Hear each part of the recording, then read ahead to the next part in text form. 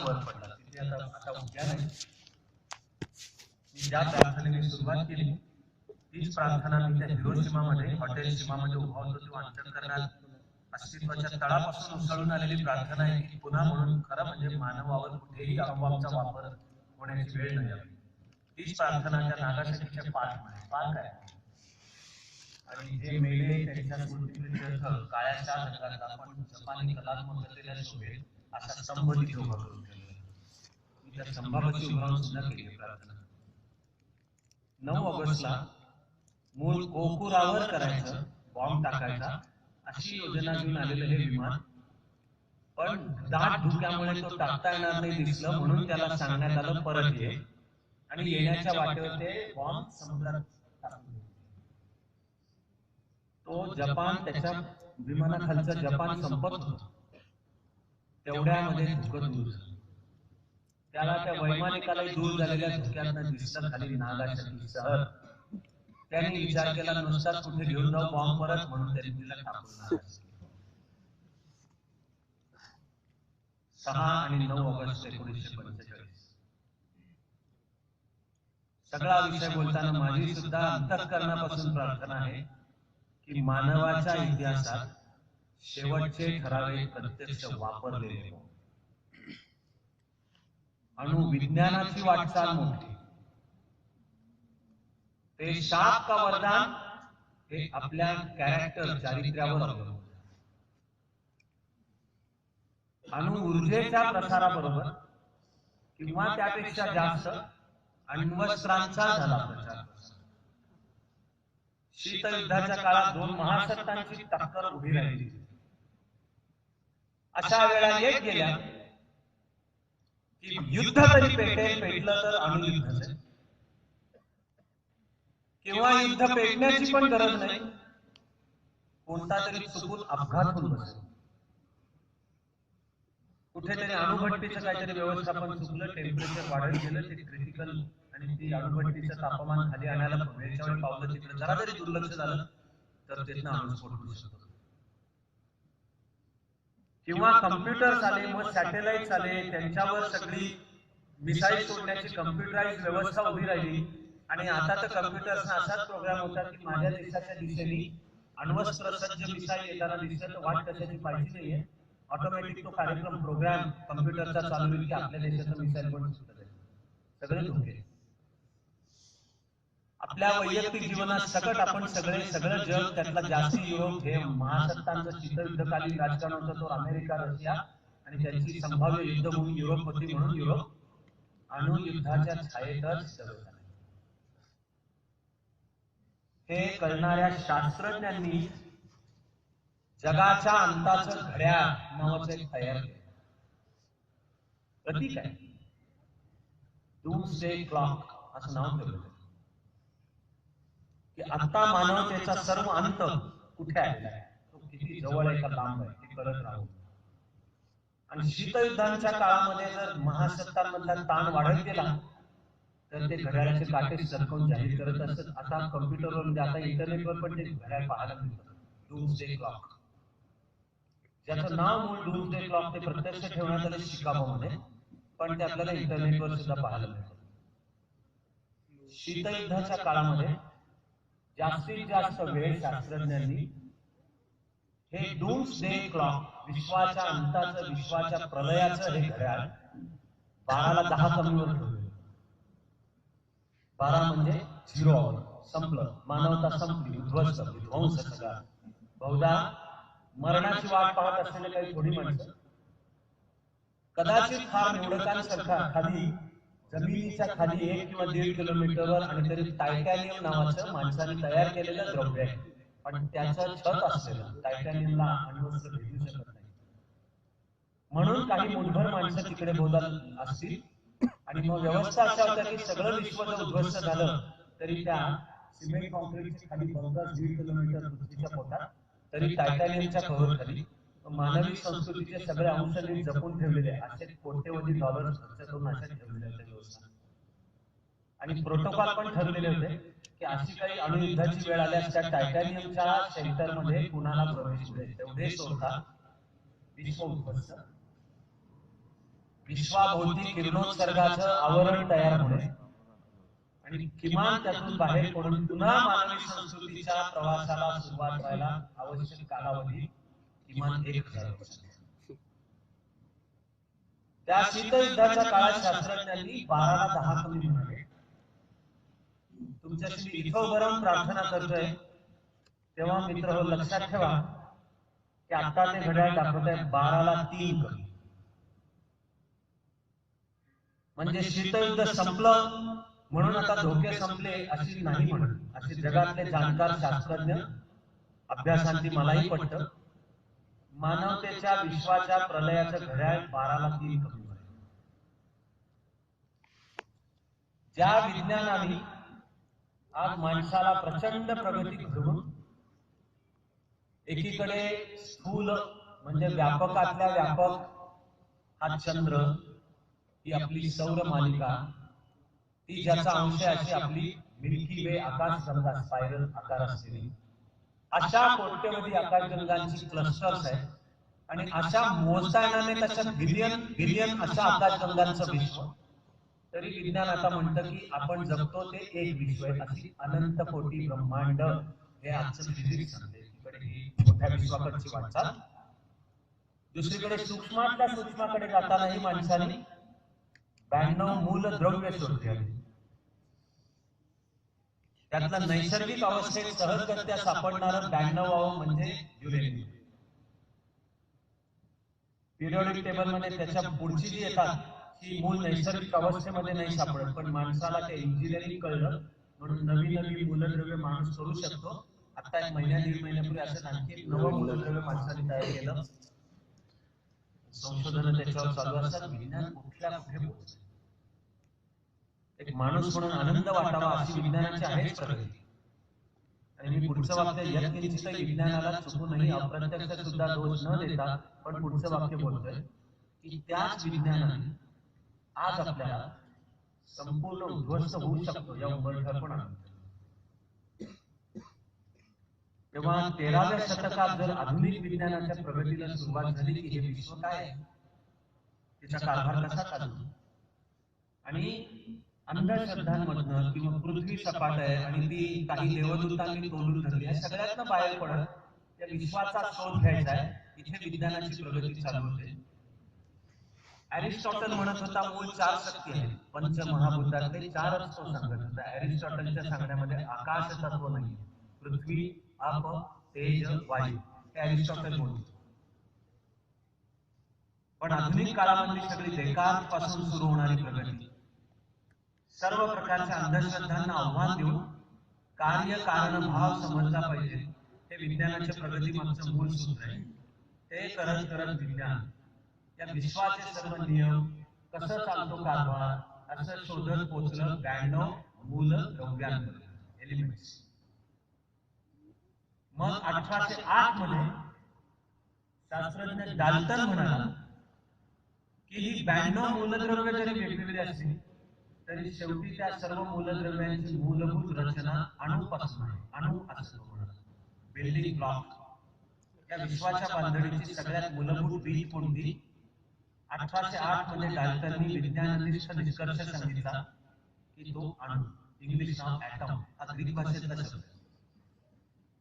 कारण प्राचीन ग्रीस मध्ये इसवी सन पूर्व 5व्या शतकात डेमोक्रिटस आणि लिपियस या नावाचे 2 शास्त्रज्ञ होऊन गेले.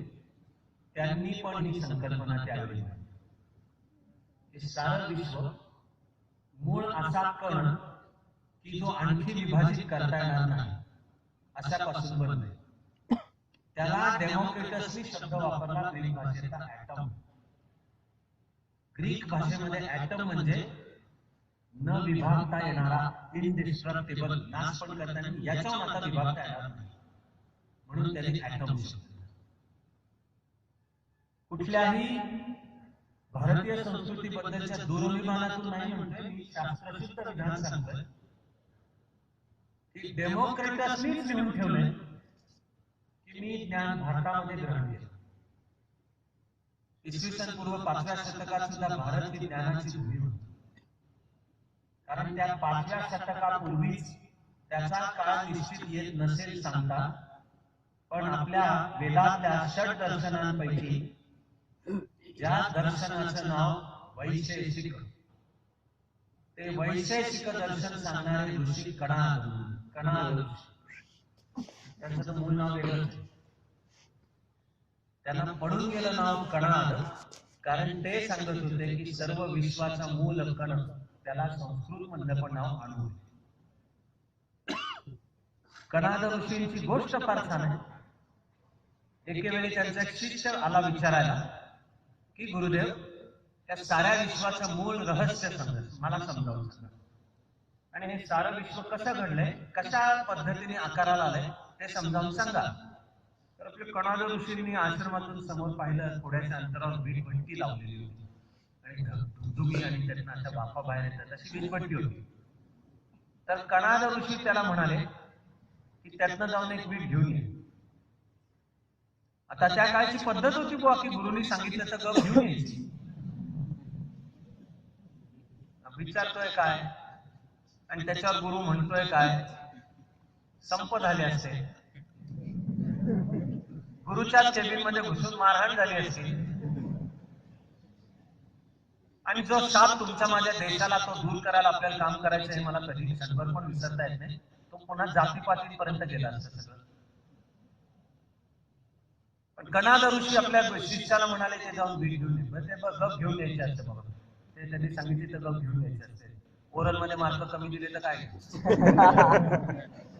नापास करून ठेवले तर आपल्याला काय, रिचेकिंगचा आपण अर्ज दिला तरी फक्त गुरुकुल कळवणार चेक अँड फाउंड करेल. त्यामुळे घेऊन या बाबा. बरं, शिवायच्या जुन्या काळातले गुरु ते शाप देण्यात पण पटायचे होते. काहीतरी घेऊन बसला शब्दात, तुला बायको चांगली मिळणार नाही म्हटलं तर काय म्हणतो ऋषी गे, तो शिष्य गेला वीट घेऊन. कणादाने सांगितलं की याचे 2 तुकडे केले, आता आणखी आणखी आणखी असं बारीक उरला कण. कणाद ऋषी म्हणाले तो खलबत्त्यात घाल आणि कुट बत्त्याने ते केलं. आणि मग लालसर असा एक छोटा कण असा बोटावर त्यांनी तोडला. ते म्हणाले हा आता तोड, आणखी तोड. मग मात्र नम्रपणे त्या शिष्याने सांगितलं की क्षमा असावी गुरुदेव, आपला आदेश असला तरी तो नाही पाळताय, राबू नका, ह्याच्यावर नाही तोडता येणार.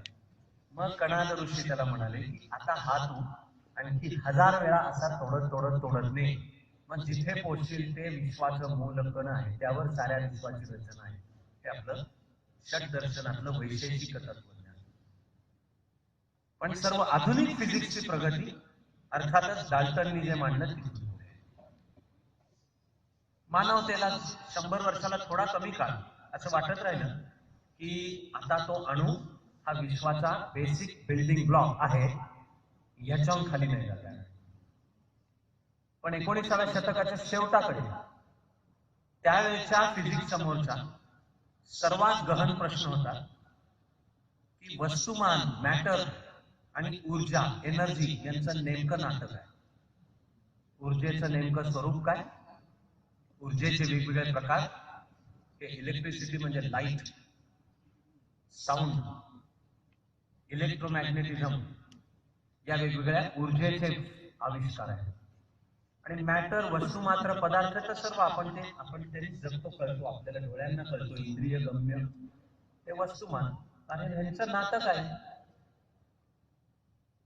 त्याचा शोध घेताना प्रथम 1897 मध्ये थॉम्सन या शास्त्रज्ञाने मांडलं की तो अणु सुद्धा काही कणांचा बनलाय. आणि त्याच्यातल्या थॉम्सन या शास्त्रज्ञाला श्रेय दिलं जातं ते बरोबरच आहे अर्थात. ते म्हणजे त्यांनी आता नाव ज्याला इलेक्ट्रॉन देण्यात आले त्याचा त्यांनी शोध लावला की अणूमध्ये पण अणुगर्भ आहे आणि बहुधा त्याच्या भोवती फिरतोय. तर मग पुढे ठरलं की त्या अणुगर्भाला नाव प्रोटॉन. पुढे कळलं की त्याला इलेक्ट्रिक चार्ज आहे आणि त्याला असा स्पिन आहे, अडीच स्पिन आहे एका दिशेला. शास्त्रातला संकेत म्हणून ठरलं की प्रोटॉनला म्हणायचं घन भारी पॉझिटिव्हली चार्ज आणि त्याच्या भोवती फिरतो. शास्त्रज्ञांनी आधी ठरवलं की जशी सौर मालिका सूर्याभोवती फिरते तसे अणूमधले कण हे अणुगर्भाभोवती फिरतात, असं पहिलं चित्र होतं. ते साधारण 1919च्या आसपास मूळ न्यूझीलंड मधला पण संशोधन करत होता केम्ब्रिज मधल्या कॅव्हेंडिश प्रयोगशाळेमध्ये. त्या रदरफोर्डनी हे मांडलं, अणूच्या रचनेचं सौर मालिकेचं मॉडेल. विज्ञान पुढे सरकलं तसं असं लक्षात आलं की ते कण आहेत असंही नाही, त्याही ऊर्जेच्या लाटा असू शकतात, वेव्स. कधी ते कण असतात, कधी ऊर्जा असते. कण असतात तेव्हा तो पदार्थ असतो, ऊर्जा असते तेव्हा ती वेव्ह, लाट असते. आणि हे जे वेव्ह पार्टिकल द्वैत, केव्हा ती वेव्ह आहे, लाट आहे ऊर्जेची, आणि केव्हा तो पदार्थ वस्तुमात्राचा कण आहे, यावर विज्ञानाचं अजूनही संशोधन चालू आहे. पण वैज्ञानिकांनी संकेत म्हणून ठरवलं की जो अणुगर्भामध्ये आहे मग त्याचं नाव प्रोटॉन, आणि त्याच्या भोवती जो फिरतोय त्याला नाव ठेवलं इलेक्ट्रॉन. प्रोटॉनला एका विशिष्ट दिशेने स्पिन आहे म्हणून म्हणाले याला म्हणायचं घनभारित. त्याच्या भोवती फिरणाऱ्याला प्रोटॉनच्या बरोबर उलट्या दिशेने स्पिन आहे म्हणून त्याला म्हणायचं ऋणभारित, निगेटिव्हली चार्ज. त्यातले पॉझिटिव्ह आणि निगेटिव्ह हे शब्द व्हॅल्यू जजमेंट नाही. पॉझिटिव्ह म्हणजे चांगलं, निगेटिव्ह म्हणजे वाईट असं नाही. सर्वसाधारण मानवी जीवनात आपण जे समजतो की पॉझिटिव्ह बोल, पॉझिटिव्ह दृष्टिकोन घे. एकाच बाबतीत पॉझिटिव्ह असू नये, ते म्हणजे HIV. बाकी सर्व बाबतीत बी पॉझिटिव्ह. पण अणूची रचनेबद्दल बोलतानाचा हा शब्द याच्यावर अशी ही व्हॅल्यू जजमेंट नाही, ते फक्त सोयीसाठी. मग शास्त्रज्ञांना प्रश्न पडला की अरे जर प्रोटॉन घनभारित आहे आणि इलेक्ट्रॉन ऋणभारित आहे तर क्रॅश कसे होत नाही एकमेकांना? कारण अपोजिट अट्रॅक्ट. परस्पर नॉर्थ आणि साऊथ पोल मॅग्नेटचा जर मानला तर ते एकमेकांकडे जोडले जातात. मॅग्नेटच्या लोहचुंबकाच्या शेजारी शेजारी साऊथ पोल दोन्ही आणले तर दूर जाते, नॉर्थ पोल दोन्ही आणले तर दूर जाते. पण एका लोहचुंबकाचा नॉर्थ पोल आणि दुसऱ्याचा साऊथ पोल त्याचे ऑटोमॅटिकली अट्रॅक्ट, अपोजिट अट्रॅक्ट. ह्याच्या वयात जगता आहात तुम्ही, मेजॉरिटी जण. माणसाच्या बाबतीत वेगळं आहे आणि ते सर्व मानवाधिकार सर्वांचे राखले आहेत. पण शास्त्रज्ञांना प्रश्न पडला की क्रॅश होणे, अणुगर्भामधल्या प्रोटॉन मध्ये इलेक्ट्रॉन क्रॅश का होत नाही, त्याच्यावर संशोधन चालू आहे. 17व्या शतकामध्ये न्यूटन गुरुत्वाकर्षणाचा एक सिद्धांत सांगून गेला होता, तो आईन्स्टाईनला पटत नव्हता. आणि हा मूळ वृत्तीने बंडखोर, केवळ कोणी काही सांगितले म्हणून ऐकून घ्यायचं नाही अशी त्याला मुळात जन्मजात जित्याची खोड पडलेली होती. म्हणून रूढार्थाची शिक्षण पद्धती त्याला कमी बुद्धीचा मानत. आधी शाळा आणि नंतर कॉलेजमधनं काढून टाकू म्हणत होते. एवढंच नाही तर फिजिक्सच्या कॉलेजमध्ये आईन्स्टाईनला प्रवेश नाकारण्यात आला होता. जर्मनीमध्ये हा जन्मानी जीव, आई वडील नाही मिळाले आईन्स्टाईनला, बहिणीने सांभाळ केला. सांभाळ करणारी बहीण ज्यांना आहे ते भाग्यवान म्हटलं पाहिजे. हे भाग्य कळण्या एवढं शहाणपणा माणसापाशी आला तर तो माणूस पण भाग्यवान म्हटलं पाहिजे. आईन्स्टाईनचा सांभाळ बहिणीने केला. दरवर्षी शाळेतनं तक्रारी की हा ऐकतच नाही, हा वर्गात प्रश्नांची उत्तरं देत नाही, हा गप्पत बसतो, उलटे काही विचारले प्रश्न तर हा तिसरंच काहीतरी बोलतो, सांगितलेली एक गणिती पद्धत जर शिकवली तर हा काहीतरी तिसरीच आणखी काढून पुन्हा चॅलेंज करतो, अशा तक्रारी होत्या. सर्व तक्रारींमध्ये सगळ्यात मुख्य तक्रार आईन्स्टाईन बद्दल शाळेत होती की हा वर्गात विचारलेल्या एकाही प्रश्नाचं उत्तर देत नाही, गप्प घुम्यासारखा बसून राहतो. शेवटी एक वर्षी शाळेने निरोप पाठवला बहिणीला आईन्स्टाईनच्या की काढून घ्या तुमच्या भावाला. आणि त्याच्या उपस्थितीचा वर्गातल्या बाकीच्यांना त्रास, बहुधा तो मतिमंद आहे आणि त्याच्या गतीने शिकवताना वर्गातले मग बाकीचे मागे पडतात तर तुमच्या भावाला काढून घ्या. मग मात्र बहीण वैतागली. तिने आईन्स्टाईनची गचांडी धरून त्याला कोपऱ्यात ढकललं. विचारला प्रश्न की काय आलं, काय चाललं, तू साधं वर्गात विचारलेल्या प्रश्नांचं उत्तर का देत नाही? शाळकरी आईन्स्टाईनच्या लक्षात आलं की ते शाळेत वर्गामध्ये एक वेळ उत्तर नाही दिलेलं चालू शकेल, पण आता इथे कसं काय उत्तर नाही द्यायचं? बहिणीने गचांडी धरली, विचारते प्रश्न, तू प्रश्नांची उत्तर का देत नाही? आईन्स्टाईन म्हणाला, प्रश्नच एवढे बावळटासारखे असतात की उत्तर काय द्यायचं, म्हणून मी गप्प.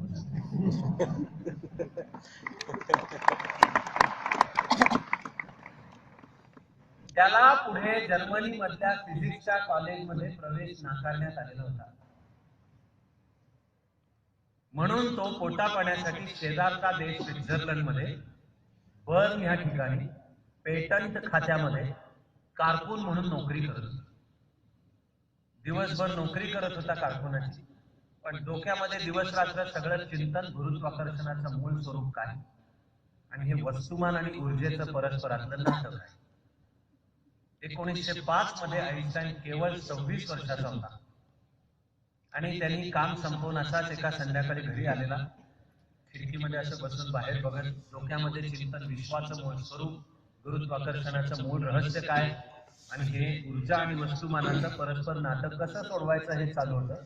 काहीतरी त्याच्या डोक्यात आलं, त्याने असा कागदाचा कप्पा उचलला, त्याच्यावर काहीतरी लिहिलं, चिंतन चालू होतं, त्याचा गोळा केला, कचरा पेटीत टाकून दिला. दुसऱ्या दिवशी ऑफिसला गेला तेव्हा त्याला आठवलं की अरे हे वस्तुमान आणि ऊर्जेच्या नात्याचं आपल्याला काल काहीतरी सापडलं होतं. त्याला ऑफिसमध्ये काम करताना एवढंच आठवत होतं की आपल्याला काल काहीतरी सापडलं होतं. ते काय होतं आठवत नव्हतं त्याला. तो ऑफिसमधला अर्ध्यावरनं घरी आला, कचरा पेटीत शोधलं, उलगडलं, तेव्हा ते आता गेली 110 पेक्षा अधिक वर्ष तुमच्या माझ्या प्रत्येकाच्या आयुष्यावर कधीही पुसता येणार नाही असा ठसा उमटवणारं ते समीकरण होतं E=mc². ऊर्जा आणि वस्तुमानाच्या समतुल्यतेचा सिद्धांत.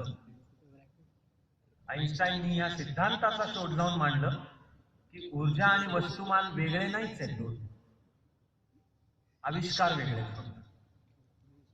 ऊर्जा जेव्हा भौतिक स्वरूपात व्यक्त होते तेव्हा ते वस्तुमान आहे, मॅटर, आणि मॅटर जेव्हा रूपांतर होतं त्याचं, ती ऊर्जा आहे. मॅटर आणि म्हणजे वस्तुमान आणि ऊर्जा हे एकाच मूळ शक्तीची दोन रूप आहेत, वेगवेगळे फक्त आविष्कार आहेत. आईन्स्टाईनच्या या E=mc² मधनच एका बाजूला सापेक्षतावादाचा सिद्धांतही पुढे आला. तोही पहिल्यांदा मांडायला आईन्स्टाईननी फार वेळ लावलाच नाही, ज्याचं नाव आहे स्पेशल थिअरी ऑफ रिलेटिव्हिटी. ती विशेष अर्थाने तो शब्द स्पेशल नाहीये, स्पेस च या अर्थाने स्पेशल हा शब्द आहे. ती आईन्स्टाईन 1905 मध्येच मांडली आणि 10 वर्षांनंतर त्यांनी जनरल थिअरी ऑफ रिलेटिव्हिटी मांडली. सापेक्षतावादाचा सिद्धांत विश्वाच्या मूळ स्वरूपाविषयी म्हणतो की सारं काही कार्यकारण भावाने भरलेलं आहे आणि प्रत्येक गोष्टी मागे कारण आहे आणि ते शोधत गेलं तर आपण विश्वाच्या मूळ एकात्मतेपाशी बहुधा पोहोचतो. पण सापेक्षतावाद ज्या कार्यकारण भावावर उभा आहे तो कार्यकारण भावच आपल्याला निष्कर्ष सांगतो की माणसाच्या जीवनातले प्रत्येक पुढचं ठरलेलंच आहे आणि ते तसं तसंच घडत जाणार. म्हणजे त्याचा तात्विक सैद्धांतिक अर्थ होतो नियतिवाद. इनिशियल कंडिशन्स विश्व निर्माण होण्याच्या, एकदा त्या डिस्टर्ब झाल्याने या विश्वाची निर्मिती झाली, पुढचं सगळं गणिताने बांधलेलं आणि फार ते तुमचं माझं आयुष्यात सकट येतं. सापेक्षतावादाचा तात्विक निष्कर्ष नियतिवाद ठरतो. पण त्याच E=mc² आणि अर्थातच आणखी विज्ञानाची त्याला जोड देऊन पुढे मराठी छान शब्द आहे पुंज भौतिकी, क्वांटम फिजिक्स. क्वांटम फिजिक्स हेही त्याच E=mc² म्हणतात. आईन्स्टाईन सुद्धा दुसऱ्या ज्या जर्मन शास्त्रज्ञाला विलक्षण मानत असे तो म्हणजे मॅक्स प्लँक. प्लँकने हे मांडून ठेवलं होतं की ऊर्जा तिच्या एका विशिष्ट अंशानेच व्यक्त होते, तिच्यापेक्षा कमी मध्ये अव्यक्त असते, अनमॅनिफेस्ट. ती अव्यक्त का असते आणि व्यक्त होते तेव्हा त्या किमान जो आकार आहे त्याचं नाव प्लँक्स कॉन्स्टंट असते. ती तेवढ्या पॅकेट, ऊर्जेचं पॅकेट तेवढीच होती. त्या क्वांटा शब्दावरनं पुढे E=mc² मधनं निर्माण झालेल्या विज्ञानाच्या शाखेचं नाव क्वांटम फिजिक्स. तिचे निर्माते खूप आहेत पण सर्वात मोठं श्रेय दिलं जातं नील्स बोर या डॅनिश शास्त्रज्ञाला. आईन्स्टाईननी पण भारतीय विचाराचा अभ्यास केला होता, नील्स बोरनी पण केला होता. तो सांगतोच की माझ्या वेदांत विचाराचा प्रभाव आहे. तो क्वांटम मेकॅनिक्स म्हणताना उलट नील्स बोर सांगतो की एकही गोष्ट पुढची आधी सांगता येणार नाही, प्रेडिक्ट करता येणार, आधी सांगता येणार. म्हणजे सापेक्षतावाद सांगतो की विश्वातलं प्रत्येक आधी ठरलेलं आहे आणि ते नियतीनुसार तसं तसंच घडत जाणार. मूळ सूत्र एकच, फिजिक्स आणि सगळं विज्ञाननिष्ठच आहे. तरी दुसरी शाखा निर्माण होते आणि ती सैद्धांतिकदृष्ट्या हे निष्कर्षाला पोहोचते की एकही गोष्ट सांगता येणार नाही पुढची. फार तर जे आतापर्यंत घडलंय ते कसं घडलं हे सांगता येईल, पण इथून पुढे काय घडेल हे काही सांगताच येईल. या मुद्द्यावर आईन्स्टाईन आणि नील्स बोरचं आयुष्यभर मतभेद होते. ते मित्रांचेच होते, दोघं परस्परांचा आदरच करत होते. त्यांचा पत्रव्यवहार सुद्धा प्रसिद्ध आहे. कारण आईन्स्टाईनची श्रद्धा होती, त्याचं हे वाक्य आहे, प्रसिद्ध वाक्य आहे, गॉड डझंट प्ले डाइस. देव असे नाही टाकत, जुगार नाही खेळत. त्यामुळे पुढचं दान काय पडणार आणि काय घडणार आहे असं नाही. या विश्वामध्ये काय काय घडणार आहे नीट ठरलेलं आहे. आणि आईन्स्टाईन काय फार धर्मश्रद्धा होता आणि देव मानत असे अशा अर्थाने हे वाक्य नाही.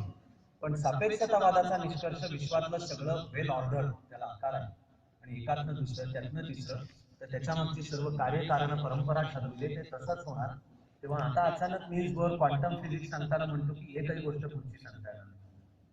तो नील्स बोर आणि आईन्स्टाईनचा पत्रव्यवहार खूप प्रसिद्ध आहे. आईन्स्टाईनच्या दृष्टीने त्याच्यामध्ये आणखी एका वैज्ञानिक गोष्टीची भर पडली, ती म्हणजे 1923 मध्ये जर्मन शास्त्रज्ञ हर्झेनबर्ग यांनी एक प्रयोगांती सिद्धांत मांडला. ते म्हणजे अणूमध्ये हा जो इलेक्ट्रॉन फिरतो तर माणसाला त्या इलेक्ट्रॉनची पोझिशन, जागा तरी सांगता येईल कुठे, किंवा गती, व्हेलॉसिटी तरी सांगता येईल. दोन्ही एकदम नाही सांगता येईल. माणसाला जर अणूच्या म्हणजे प्रोटॉनच्या भोवती फिरणाऱ्या इलेक्ट्रॉनचं हे दोन्ही जर सांगता आलं, एका वेळी कॅल्क्युलेट करून सांगता आलं, पोझिशन आणि व्हेलॉसिटी, तर विश्वातलं सगळं सांगता येईल. मला वाटतं कळायला फार अवघड नाहीये. हे जे आपण माणसं म्हणून इथे बसलेलो, हे शास्त्रीय दृष्ट्या म्हणायचं झालं तर आपण अणुरेणूंचा संघात, पेशी आपल्या सगळ्या टिश्यूज, आपण सगळ्या अणुरेणूंनीच बनलेलो. तेव्हा आपलं सुद्धा जे काही घडतं विशेषतः भौतिक पातळीला, ते सगळं ते अणुरेणूंचीच हालचाल आहे. रेणू म्हणजे मॉलिक्यूल, दोन अणू एकत्र म्हणजे तयार होते मॉलिक्यूल. तेव्हा विज्ञानाला जर अणूच्या पातळीला भोवती फिरणारा इलेक्ट्रॉनच्या पोझिशन आणि व्हेलॉसिटी दोन्ही सांगता आलं, तर पुढच्या सर्व घटना सांगता येतात. फार तर अवघड जाईल ते, पण संगणक शास्त्राने आता माणसाला कुठल्या कुठे नेऊन ठेवलं. पण हर्झेनबर्गचा अनिश्चिततेचा सिद्धांत असं नाव आहे त्याचं, प्रिन्सिपल ऑफ अनसर्टनिटी, ते सांगतं की दोन्ही एका वेळी सांगता येणं शक्यच नाही, ऍब्सोल्युटली शक्य नाही. तुम्ही वैज्ञानिक उपकरणांच्या आधारे जर त्या अणूच्या इलेक्ट्रॉनची पोझिशन घ्यायला गेला तर तुम्हाला त्याची व्हेलॉसिटी नाही मिळणार. पोझिशन म्हणजे एक फोटो घ्यावा तसा, तुम्ही फोटो घेण्याच्या मोमेंटला प्रोटॉनच्या भोवतीचा इलेक्ट्रॉन कुठे होता, काय अवस्थेत होता, हे तरी करता येईल. किंवा व्हेलॉसिटी घ्यायची झाली तर त्या हालचालींचं विशिष्ट काळचं मेजरमेंट घेऊन गणिती कॅल्क्युलेशन करता येईल. ते कॅल्क्युलस आहे न्यूटन निर्माण केलेलं, change in y with respect to change in x, याचं गणित मांडून येतं करतात. पण मग व्हेलॉसिटी, गती सांगता येईल, स्थिती नाही सांगता येणार. अणूच्या कणाची स्थिती आणि गती दोन्ही एका वेळी सांगता येणं शक्य. यामुळे तर पुढची सर्व अनिश्चितता वाढली. हा सैद्धांतिक वाद सतत चालू राहिला, आजही तो संपलेला नाही. आणि गेल्या सुद्धा 90-100 वर्षामधली विज्ञानाची प्रगती या एका प्रश्नाच्या सोडवण्याकडे जाते. आणि अजूनही ती अनुत्तरित आहे. सैद्धांतिक पातळीला त्याला आहेत काही निष्कर्ष, पण ते आपल्या शेवटच्या दिवशीच्या विषयात येतात. आजच्या विषयात येतं माणसाला अणुबॉम्बची विद्या कळली नाही.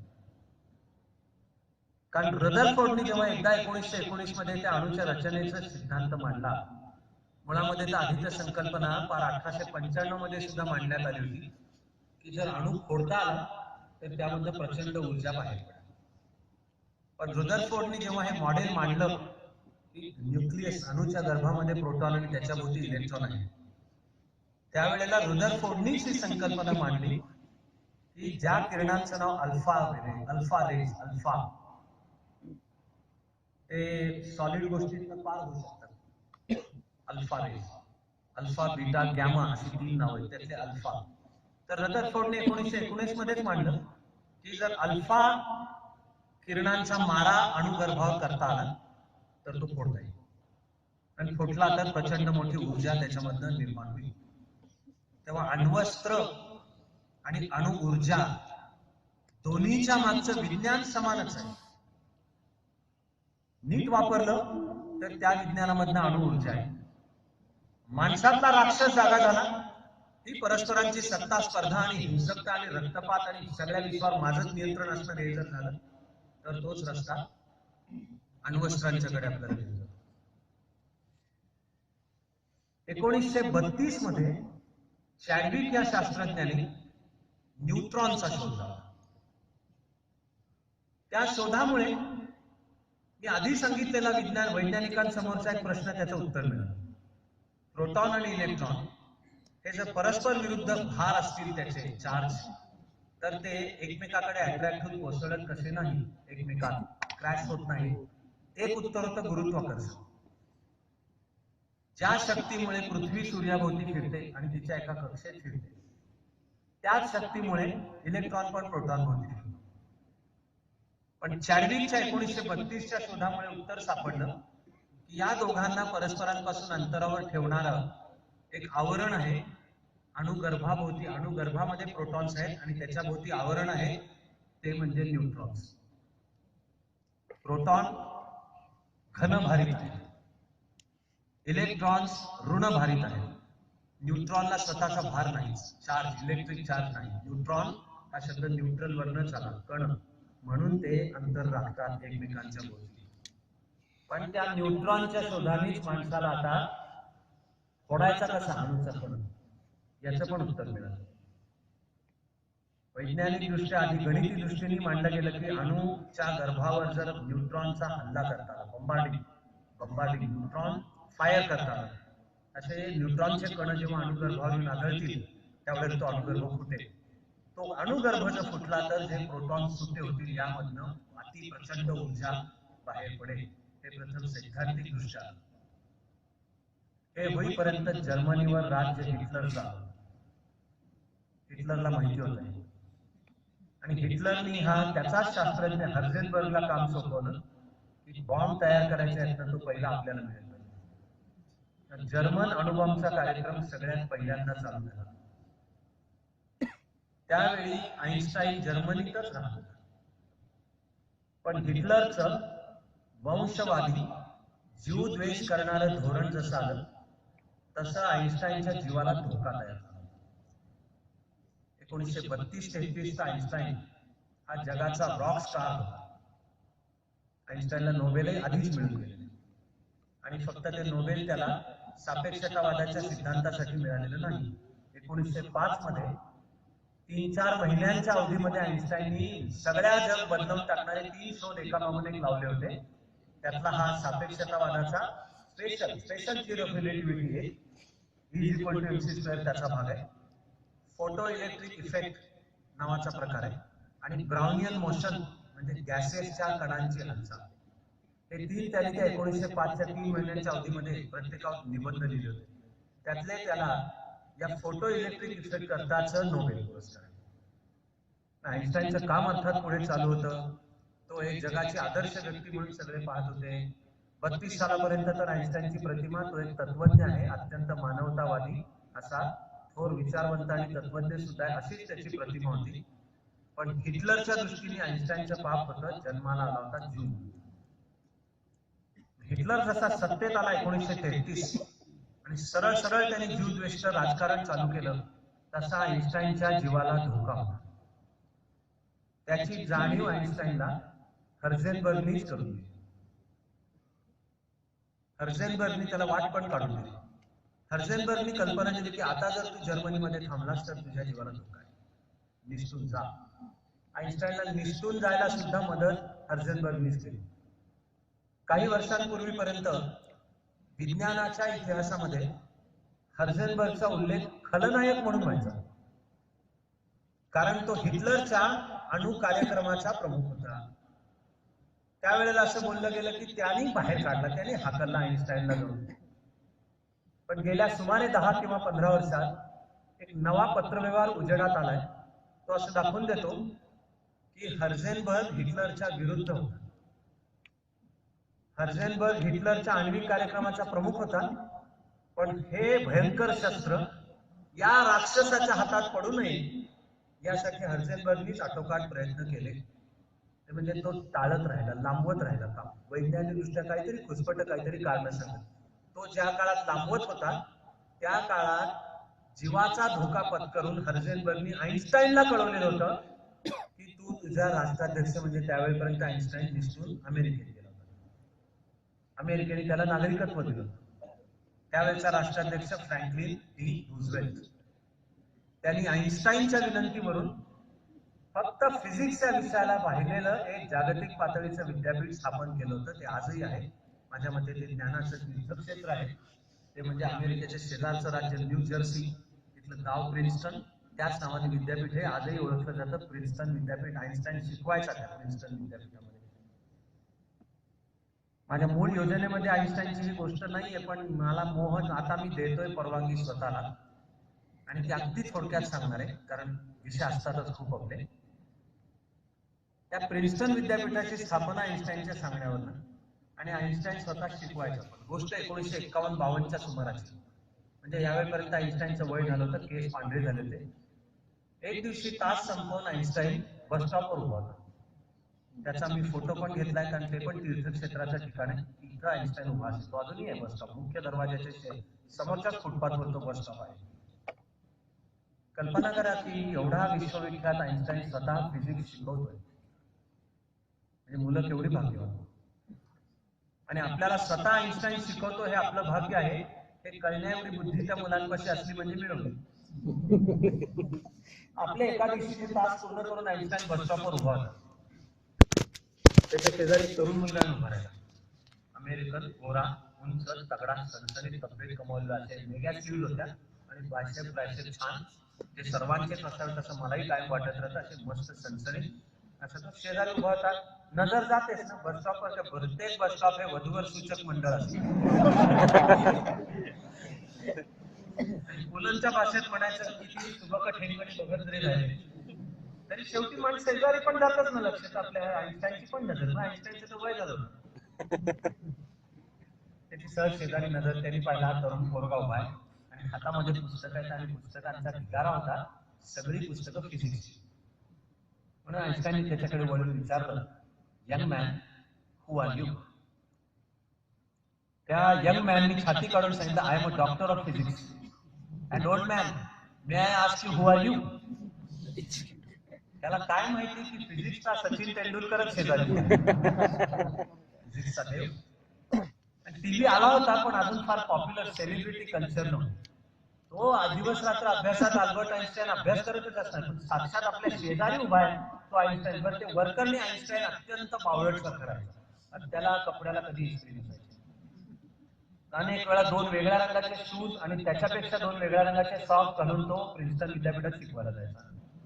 शर्टची बटणं नीट टाकलेली नसायची वरच्या खाली खालच्या वर. त्याने असे केस वाढवलेले होते. मला तो भारतीय ऋषी सारखा वाटला. त्याने असे केस मानेवर उलटील असे वाढवलेले होते. पण त्याला बहुधा लहानपणी बहिणीने दम दिला होता की केसाला कंगवा लागला तर याद राख कलम 144 लागू करेल. त्यामुळे सकाळी कॉलेजवर निघायचं असेल तर ते फक्त असे केसात शाट फिरवले की त्याचं काम पडलं. असं शेजारी कोणतरी बावळट म्हातारा उभा आहे म्हणून आईन्स्टाईन त्याला जेव्हा विचारतं, young man, who are you? तो यंग मॅन छाती काढून सांगतो, I am a doctor of physics. And old man, may I ask you who are you? Einstein म्हणाला, I am a student of physics.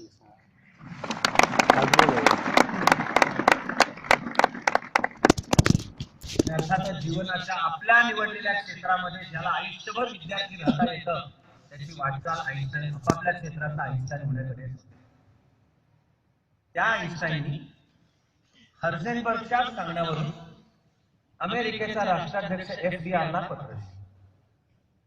अण्वस्त्र आवश्यक आहे आणि जर तुम्ही केलं नाही तर हिटलर करेल.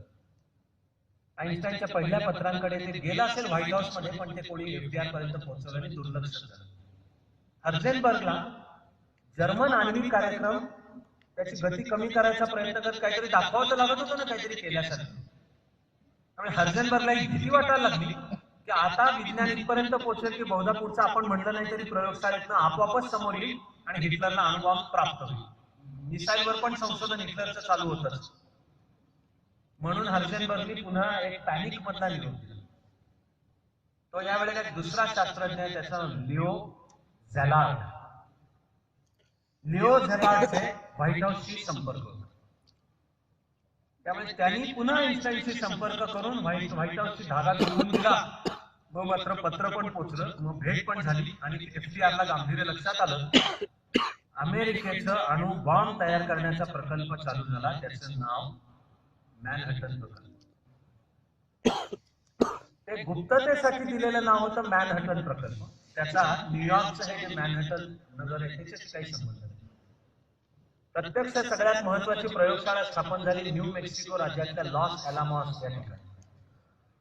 आणि त्या सगळ्या प्रकल्पाचं प्रमुख पद होतं जे रॉबर्ट ओपेनहायमर या शास्त्रज्ञाकडे. सल्लागार आइन्स्टाईन होता. आइन्स्टाईन नेहमी लॉस अलामॉसला राहत असेल असं नाही, पण कधी कधी जायचा, मग सल्ला मसलत व्हायची. आणि जे रॉबर्ट ओपेनहायमर, फर्मी, 20व्या शतकातला आणखी फार महान शास्त्रज्ञ रिचर्ड फाइनमॅन अशी मोठी टीम तिथे लॉस अलामॉसला काम करत. त्या काळामध्ये दुसरं महायुद्ध पुढे सरकत होतं. त्यातलं एप्रिलमध्ये 15 एप्रिल 1945 युरोप मधलं संपलं सुद्धा दुसरं महायुद्ध. हिटलरची आत्महत्या सुद्धा झाली. त्याच्या नाविक दलाचा प्रमुख ऍडमिरल डोएनिट्झ त्याच्याकडे प्रमुख पद गेलं आणि त्यांनी जर्मनीच्या शरणागतीवर स्वाक्षरी पण केली. आता उरलं पूर्वेकडचं जपान. आणि जपानचं जे युद्धमान नीतीशास्त्र होतं ते शरण जायला परवानगी नाही. भले युद्धाचं पारडं जरी फिरलं, युरोपियन थिएटर मधलं युद्ध संपलं आणि दोस्त राष्ट्रांचं सैन्य आता सगळ्या पूर्वेकडच्या युद्धाकडे लागू होईल, पण संपूर्ण जपान हे युद्धमान मिलिटरिस्ट राष्ट्र बनलेलं. म्हणून अमेरिकेसमोर प्रश्न होता की आता हे लवकर युद्ध संपवायला काय करावं. त्याच वेळेला युरोपातलं युद्ध संपल्यामुळे रशिया सुद्धा आपलं सैन्य रशियाच्या पश्चिम सीमेवरनं सगळं उचलून आता पूर्व सीमेवर आणून आता जपानमध्ये घुसायचं आहे तयारी. आणि आपण सगळे ज्याला शीतयुद्ध म्हणून ओळखतो, नंतर त्याची पहिली कुणकुण त्यावेळेला दोघांनाही जाणवणं चालू झालं की आता आपण नाझी आणि फॅसिस्टांच्या विरुद्ध लढायला एकत्र आलो. ही लढाई संपली की पुढची लढाई मग बहुधा भांडवलशाही अमेरिकेच्या नेतृत्वाखालचे विरुद्ध साम्यवादी रशियाच्या नेतृत्वाखालचे. म्हणून ही स्पर्धा दुसऱ्या महायुद्धाच्या शेवटाकडे युरोपमध्ये सुद्धा झाली होती. ती म्हणजे युरोपचा कोणता भाग रशियन सैन्य जास्ती जिंकलं आणि कोणता भाग दोस्त राष्ट्र ते अमेरिकेच्या नेतृत्वाखाली होते ते जास्ती जिंकलं. तुम्ही जर ऐकत असताना डोळ्यासमोर जर्मनी आणला तर रशियाचं लाल सैन्य पूर्वेकडनं आलं आणि 6 जून 1944 ला दोस्त राष्ट्रांचं सैन्य नॉर्मंडीच्या किनाऱ्यावर उतरलं. त्यालाच ओळखलं जातं द लॉंगेस्ट डे या नावाने. तिथपासून स्पर्धा होती की आधी बर्लिनला कोण पोहोचेल आणि जो ज्या भाग जिंकत पोहोचेल त्याच्या प्रभुत्वाखाली तो येणारे भाग हे स्पष्ट होतं. त्यामुळे रशियन लाल सैन्यालाही घाई होती की सगळं पार करत पूर्व युरोप, तेव्हा Poland, Bulgaria, Czechoslovakia, Romania, Hungary, जर्मनीचा सुद्धा पूर्व भाग, ज्याला दुसऱ्या महायुद्धानंतर नाव पूर्व जर्मनी पडलं. खरं म्हणजे बर्लिन मध्ये प्रथम पोहोचलं लाल सैन्य. पश्चिमेकडनं येताना दोस्त राष्ट्रांचं मध्ये उरलेले की ब्रिटन, फ्रान्स आणि अमेरिका यांचं थोडंसं उशीर आहे, पण तेही बर्लिन मध्ये पोहोचले. ही जशी सत्ता स्पर्धा तिथे होती तशी आता ती सत्ता स्पर्धा पूर्वेकडे पण होती. आणि रशियाने सैन्य आपलं हलवणं चालू केलं होतं की आता पुढचं लष्करी मोहीम जपानमध्ये सैन्य घुसलं. यावेळी FDR चा मृत्यू झाला. अमेरिकेच्या घटनात्मक व्यवस्थेनुसार व्हाईस प्रेसिडेंट आपोआप राष्ट्रपती होतो. तसा त्याचा व्हाईस प्रेसिडेंट म्हणजे हॅरी S. ट्रुमन हा राष्ट्रपती झाला. त्याला राष्ट्रपती होताना सुद्धा त्याला पत्ता सुद्धा नव्हता की अशा काही महाभयंकर शस्त्रावर संशोधन चालू. मानवाच्या इतिहासातली पहिली आण्विक चाचणी 16 जुलै 1945 ला पहाटे 5:30 वाजता झाली अमेरिकेतला, ज्याचं नाव माउंटन टाइम. अमेरिकेचे 3 स्टँडर्ड टाइम्स कशा 4 एक ईस्टर्न स्टँडर्ड आहे, एक वेस्टर्न स्टँडर्ड आहे, एक सेंट्रल टाइम आहे आणि एक माउंटन टाइम, असे 4 आहेत अमेरिकेचे स्टँडर्ड टाइम. 4 आहे, त्यातला हा माउंटन टाईम म्हणजे न्यू मेक्सिको मधला. तर न्यू मेक्सिकोच्या पहाटे 5:30 वाजता 16 जुलै 1945 ला पहिली अणु चाचणी करण्यात आली. काही जणांना बहुधा हे सुप्रसिद्ध क्षण हे माहिती असणार आहे. त्याचं नेतृत्व ज्याच्याकडे होतं तो रॉबर्ट ओपेनहायमर आणि त्याचा एक उजवा हात असलेला इटालियन शास्त्रज्ञ फर्मी. दोघांचाही भगवद्गीतेचा अभ्यास ते खिशामध्ये ठेवत असत भगवद्गीता. आणि त्यांनी तो 16 जुलैचा स्फोट जेव्हा पाहिला, महाप्रचंड स्फोट, रॉबर्ट ओपेनहायमरला 11व्या अध्यायामध्ये श्रीकृष्णाने अर्जुनाला घडवलेलं विश्वरूप दर्शन चे 2 श्लोक आठवले. तसं त्यांनी लिहून पण ठेवलंय की एका वेळी हजारो सूर्य पेटावे असं मला ते दृश्य दिसलं. त्याला आठवलेला श्लोक होता, दिवी सूर्य सहस्रस्य भवेद्युग पदुत्थिता यदिभा सदृशी साक्षात भासस्तस्य महात्मना. म्हणजे मूळ गीतेचा त्याचा अर्थ आहे की ज्ञानाचं तेज ज्याला प्राप्त होतं तर असा एका वेळी 1000 सूर्य पेटावे दिवसात. दिवी सूर्य सहस्रस्य, एका वेळी 1000 सूर्य पेटावे. पण ती ओळ आठवली रॉबर्ट ओपेनहायमरला अणुस्फोट पाहताना की हे एका वेळी 1000 सूर्य पेटावे तसं हे दृश्य आहे आणि साऱ्या विश्वाचा मीच विनाश करणार आहे. कालोस्मी लोक क्षयकृत प्रवृद्धो, असा तो श्लोक आहे पुढचा, की मी काळ भक्षण करणारा खाणारा सर्व मीच आहे तो, असं विश्वरूप दर्शन घडवताना सांगतोय. ओपेनहायमरला आणि फर्मी यांना आठवलं की हे म्हणजे सर्व विश्वाचा विनाश करणारा सुद्धा आहे. 16 जुलै 1945 निरोप अर्थातच ट्रुमनच्या कानावर गेला आणि अमेरिकन नेते आणि लष्कर अधिकारी तगमग होत होते त्यांची. त्यांना 7 डिसेंबर 1939 पर्ल हार्बर लक्षात होतं. तर जपानला धडा शिकवलाच पाहिजे हे होतं. आणि जेव्हा यशस्वी चाचणी झाली त्यानंतर तर सर्व प्रकारच्या मागण्या वाढल्या की आता हे पहिला बॉम्ब टाकायचा तर जपानवर टाकायचा. त्याला काही शास्त्रज्ञ विरोध करत होते. तो विरोध करण्यामध्ये आइन्स्टाईन स्वतः होता. त्याही वेळी आणि नंतरचं आयुष्यभर आइन्स्टाईन एक प्रकारे स्वतःला जबाबदार मानत असे की ह्या विध्वंसाच्या पाठीशी माझ्या हातून निर्माण झालेलंच विज्ञान आहे. जमलं ते उरलेलं सगळं आयुष्य आइन्स्टाईनने मानवतावादी आणि शांततेच्याच कार्याला.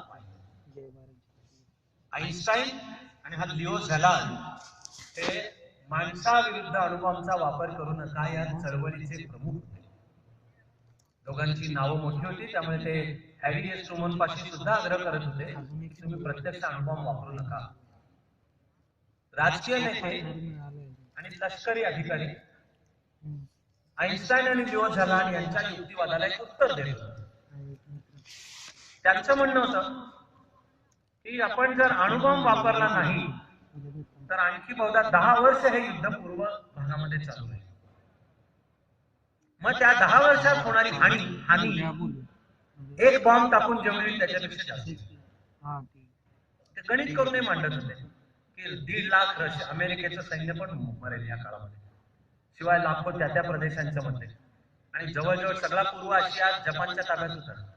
तेव्हा कंबरड मोडायचं असेल जपानचं तर त्याच्यावरच बॉम्ब टाका.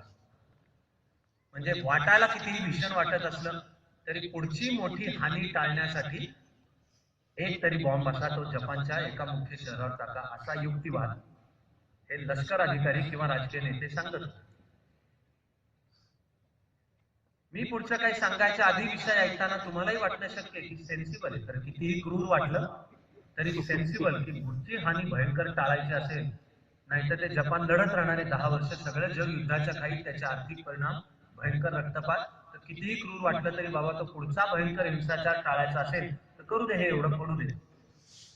पण त्याला आइन्स्टाईनने उत्तर सुचवलं. आइन्स्टाईन आग्रह करत होता की कुठलाही माणूस असला तरी तुम्ही माणसावर टाकू नका. हे भयंकर आहे, तुम्ही माणसावर टाकू नका.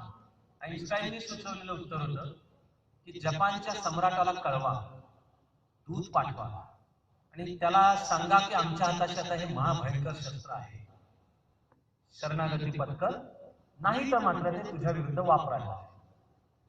तर त्याला लष्कर अधिकारी आणि राजकीय नेते म्हणाले की त्यांनी नाही ऐकलं तर आणि तो ऐकेल असं वाटत नाही, त्याला वाटेल आपण ब्लफ, आपण थापा मारतो, ब्लफ, आपण काही थापा मारतो. पण हे कोणाला पटण्याच्या पलीकडचंच होतं की एका बॉम्बनी सगळं शहर उद्ध्वस्त होऊ शकेल. त्यामुळे त्यांनी नाही ऐकलं तर तरी आईन्स्टाईनने उपाय सुचवला की आल्या स्वतः सम्राट किंवा तो जो प्रतिनिधी पाठवेल त्यांना सांगा त्यांच्या उपस्थितीत एखाद्या निर्जन बेटावर त्यांना घडवून दाखवतो, चाचणी घ्या आणि त्यांना लांब अंतरावर दाखवा की हे आहे ब्लफ, ह्या थापा नाही, आणि तुम्ही जर शरणागती पत्करली नाही तर मात्र आमच्यापाशी इलाज होणार नाही, मग आम्ही बॉम्ब तुमच्या शहरावर टाकू. पण हे ऐकलं नाही सल्ला. त्यातून निर्माण झाले 6 आणि 9 ऑगस्ट. त्यातून 6 ऑगस्टला नुसत्या हिरोशिमावर बॉम्ब पडल्या क्षणी 80,000 पेक्षा जास्ती माणसं सेकंदाच्या एका कोट्यावधी भागामध्ये. त्यावेळी जखमी झाली 72,000. 2 किलोमीटर व्यासाचं शहर उद्ध्वस्त झालं. 3 दिवसांच्या नंतर नागासाकीचे दिवस फिरल्यासारखा तो बॉम्ब नागासाकीवर पडला. नागासाकी उद्ध्वस्त झालं. नागासाकीमध्ये 72,000 पेक्षा जास्ती माणसं त्या पहिल्या सेकंदाच्या अवधीमध्ये 1.5 लाखापेक्षा जास्त आणखी जखमी पण झाले. आणि पुढच्या 2 पिढ्याभर त्याचे सर्व किरणोत्सर्गाचे होणारे परिणाम चालूच होते. आपण अनेकदा वर्णन, अनेकदा ही शब्दरचना आपण वापरतो, that the world cannot be the same ever again. विश्व पुन्हा पूर्वी होतं तसं आता कधीच राहणार नाही. ही खरोखर स्थिती अणुयुग 16 जुलै 1945च्या पहाटे चालू झाली. 16 जुलैच्या 1945च्या पहाटे 5:30 नंतर पुन्हा म्हणून आता जग पूर्वीसारखं असणं शक्य नाही. ती पेटली जगभरची शस्त्रास्त्र स्पर्धा आणि ती जगभरची अण्वस्त्र स्पर्धा सुद्धा त्याला. अमेरिकेचं गणित होतं की आपल्याकडे निदान 10 वर्ष तरी अण्वस्त्राची मोनोपोली, एकाधिकार. म्हणून अमेरिकेचं गणित होतं की साधारण 1955 पर्यंत तरी जगावर आपल्या सगळ्या अटी ऐकाव्या लागल्या पाहिजे तसं. अमेरिकेचं ते गणित फसलं. ते 2 कारणांमुळे असेल. दुसऱ्या महायुद्धाच्या काळात स्टॅलिनच्याच सांगण्यानुसार सोव्हिएट रशियाचे शास्त्रज्ञ सुद्धा प्रयत्न करत होते अण्वस्त्र तयार करण्याचा. त्याचा नेतृत्व होतो आंद्रे साखारोव्ह या शास्त्रज्ञ. आणि आपणहून सोव्हिएट रशिया खूप जवळ पोहोचलेली होतीच अण्वस्त्र तयार करण्याची. पण अमेरिकेच्या अण्वस्त्राच्या कार्यक्रमांमधले 4 जण फुटले आणि त्यांनी तिकडे लॉस एलामोसचा प्रकल्प चालू असताना त्या प्रकल्पात सहभागी असलेल्यांनी कागदपत्र अमेरिकेत वावरणाऱ्या केजीबीच्याकडे पोचती केली. त्यांनी रशियाला पोचती केली. रशियाला अणुबॉम्ब करणं सोपं झालं. दुसऱ्या महायुद्धाच्या शेवटाकडे ज्या 3 महत्वाच्या परिषदा झाल्या अटलांटिक समुद्रामध्ये, याल्टा आणि पॉट्सडॅम, याल्टाच्या परिषदेमध्ये एफडीआरनी फक्त कानावर घातलं स्टॅलिनच्या की असं काहीतरी भयंकर शस्त्र तयार करण्याच्या आम्ही खूप जवळ पोहोचलो. आणि त्यावर फक्त स्टॅलिन हसला. आता आपल्याला माहिती आहे की स्टॅलिनलाही त्यावेळेला माहिती होतं की तो पण खूप जवळ, युएसएसआर सोव्हिएट रशिया पण अणुबॉम्ब तयार करण्याच्या खूप जवळ. पण अमेरिकेच्या आण्विक कार्यक्रमातला एक शास्त्रज्ञ क्लॉस फुक्स, स्पेलिंग करताना FUCHS होतं, हा मूळ जर्मनीमधूनच पडून आलेला होता. तो मूळ साम्यवादी विचाराचा होता. हिटलरच्या उदयानंतर पडून आला. तिकडे त्याच्या वडिलांना शिक्षा झाली. अमेरिकेत आल्यानंतर साम्यवादाच्या कृती त्याला लक्षात आल्यामुळे तो साम्यवादापासून दूर आला. पण या क्लॉस फुक्सला कुठेतरी असं वाटलं की जर एकट्या अमेरिकेकडे अण्वस्त्र राहील तर अमेरिकाच राक्षस बनेल जगाच्या राजकारणात. तेव्हा जर समतोल प्रस्थापित व्हायचा असेल तर अमेरिकेकडे अण्वस्त्राचा एकाधिकार राखता कामा नये. म्हणून त्यांनी पूर्ण जाणीवेसहित या क्लॉस फुक्सनी कागदपत्र केजीबीच्या एजंटच्या द्वारा रशियाला पोहोचली. असा दुसरा त्या लॉस एलामोसच्या प्रयोगशाळेमध्ये काम करणारा त्यावेळी 19 वर्षाचा होता असा अमेरिकन मुलगा हॉल नावाचा, हॉल, तो त्यावेळी 19 वर्षाचा होता. आणि एक शास्त्रज्ञ दाम्पत्य रोझेनबर्ग, मिस्टर आणि मिसेस रोझेनबर्ग यांनी सुद्धा या कार्यक्रमाचं सूत्रसंचालन घडवून आणून रशियाला अण्वस्त्र मिळतील, ब्लूप्रिंट सगळे मिळतील याच्या व्यवस्था केल्या. त्यामुळे रशियाने सुद्धा ऑक्टोबर 1949 मध्ये पहिला अणुस्फोट केला आणि जगाला जाहीर केलं की आमच्याकडे सुद्धा अणुबॉम्ब आहे. म्हणजे अमेरिकेला केवळ 4 वर्ष मोनोपॉलीची मिळाली. आता रशियाकडे सुद्धा अणुबॉम्ब आल्याच वेळी शीतल युद्धामध्ये एक प्रकारची समतुल्यता पॅरिटी स्थापन झाली. तिथपासूनच्या काही महिन्यात काही दिवस मोजायचे झाले तर काही दिवसांच्या भाषेत आधी चीनमध्ये साम्यवादी क्रांती झाली होती. त्या चीनच्या सूचनेनुसार उत्तर कोरियाचा साम्यवादी नेता किम इल संग यांनी दक्षिण कोरियामध्ये सैन्य घुसवलं. ते पुढे 4 वर्ष चाललं ते कोरियन युद्ध. त्यावेळी जपान अमेरिकेच्या ताब्यात होता. जपानचा अमेरिकेचा लष्कराधिकारी प्रमुख होता जनरल मॅकआर्थर. अमेरिकेचा राष्ट्राध्यक्ष हॅरी एस ट्रूमन यांनी त्या जनरल मॅकआर्थरला सांगितलं की कोरियावर स्वारी करून उत्तर कोरियाला दक्षिण कोरियाच्या हद्दीत हाकलून द्या. 37 पॅरललवर फायरिंग करण्यात आलेली त्याच्या पलीकडे हाकलून द्या. ही लढाई 4 वर्ष चालली. ही 20व्या शतकातली भयानक रक्तपात असलेली लढाई. त्यामध्ये माओनी त्याचं लाल सैन्य सुद्धा उत्तर कोरियाच्या साम्यवादी सैन्याच्या वतीने पार उत्तर कोरियात युद्धात उतरवले. माओला त्यावेळेला कोणीतरी म्हणालं की तुझ्यावर अणुबॉम्ब टाकला तर काय होईल विचार करतोस. आणि अमेरिकन सेनाधिकारी जनरल मॅकआर्थर सांगत होता की टाका बॉम्ब अणुबॉम्ब. आमची आपल्याकडे जोपर्यंत आपल्याकडे अणुबॉम्ब आहे तोपर्यंत चीनवर अणुबॉम्ब टाका असं जनरल मॅकआर्थर सांगत होता. पण हॅरी एस ट्रूमनने अर्थातच ते केलं नाही.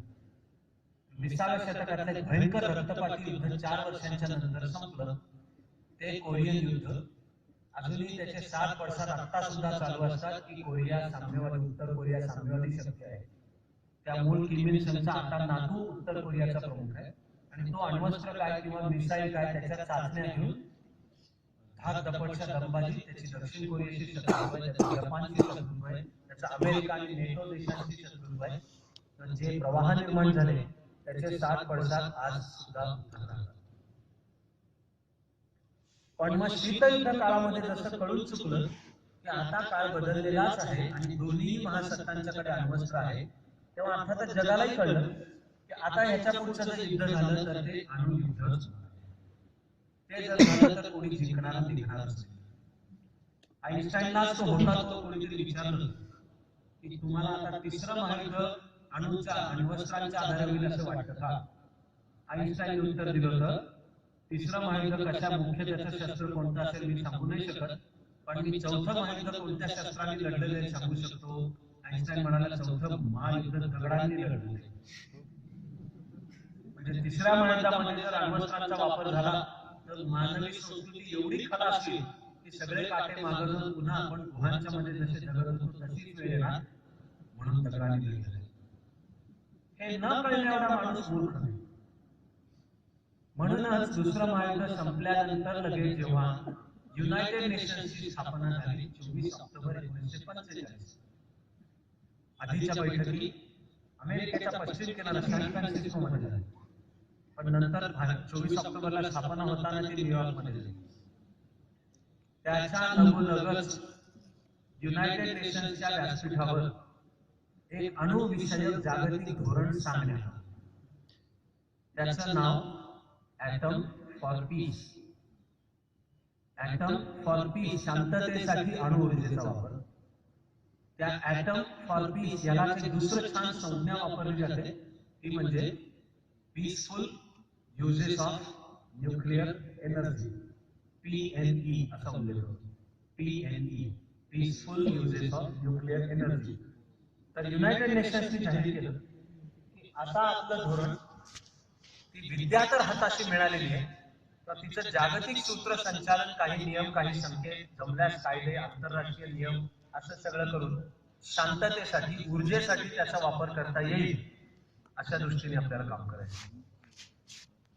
म्हणूनच पाठोपाठ जेव्हा ब्रिटननी चाचणी घेतली मग फ्रान्सनी चाचणी घेतली पुढे 1952 मध्ये तर आहे शास्त्रज्ञ अमेरिकनच एडवर्ड टेलर त्यांनी हायड्रोजन बॉम्बचा स्फोट घडवला. म्हणजे हायड्रोजन बॉम्ब पुढे अणुबॉम्ब म्हणजे दर्या में खसखस किंवा किस जाल की पट्टी. हायड्रोजन बॉम्ब म्हणजे सूर्यावर ज्या प्रकारचे थर्मोन्यूक्लिअर औष्णिकी थर्मोन्यूक्लिअर स्फोट होतात माणसाने त्याच्या आधी जो शोधला होता त्याच्यामध्ये अणु फोडण्याचं शास्त्र होतं, त्याला इंग्लिश शब्द आहे फिशन, अणुखंडन किंवा अणुचं विभाजन. ही माणसाने पृथ्वीवर शोधलेली प्रक्रिया आहे.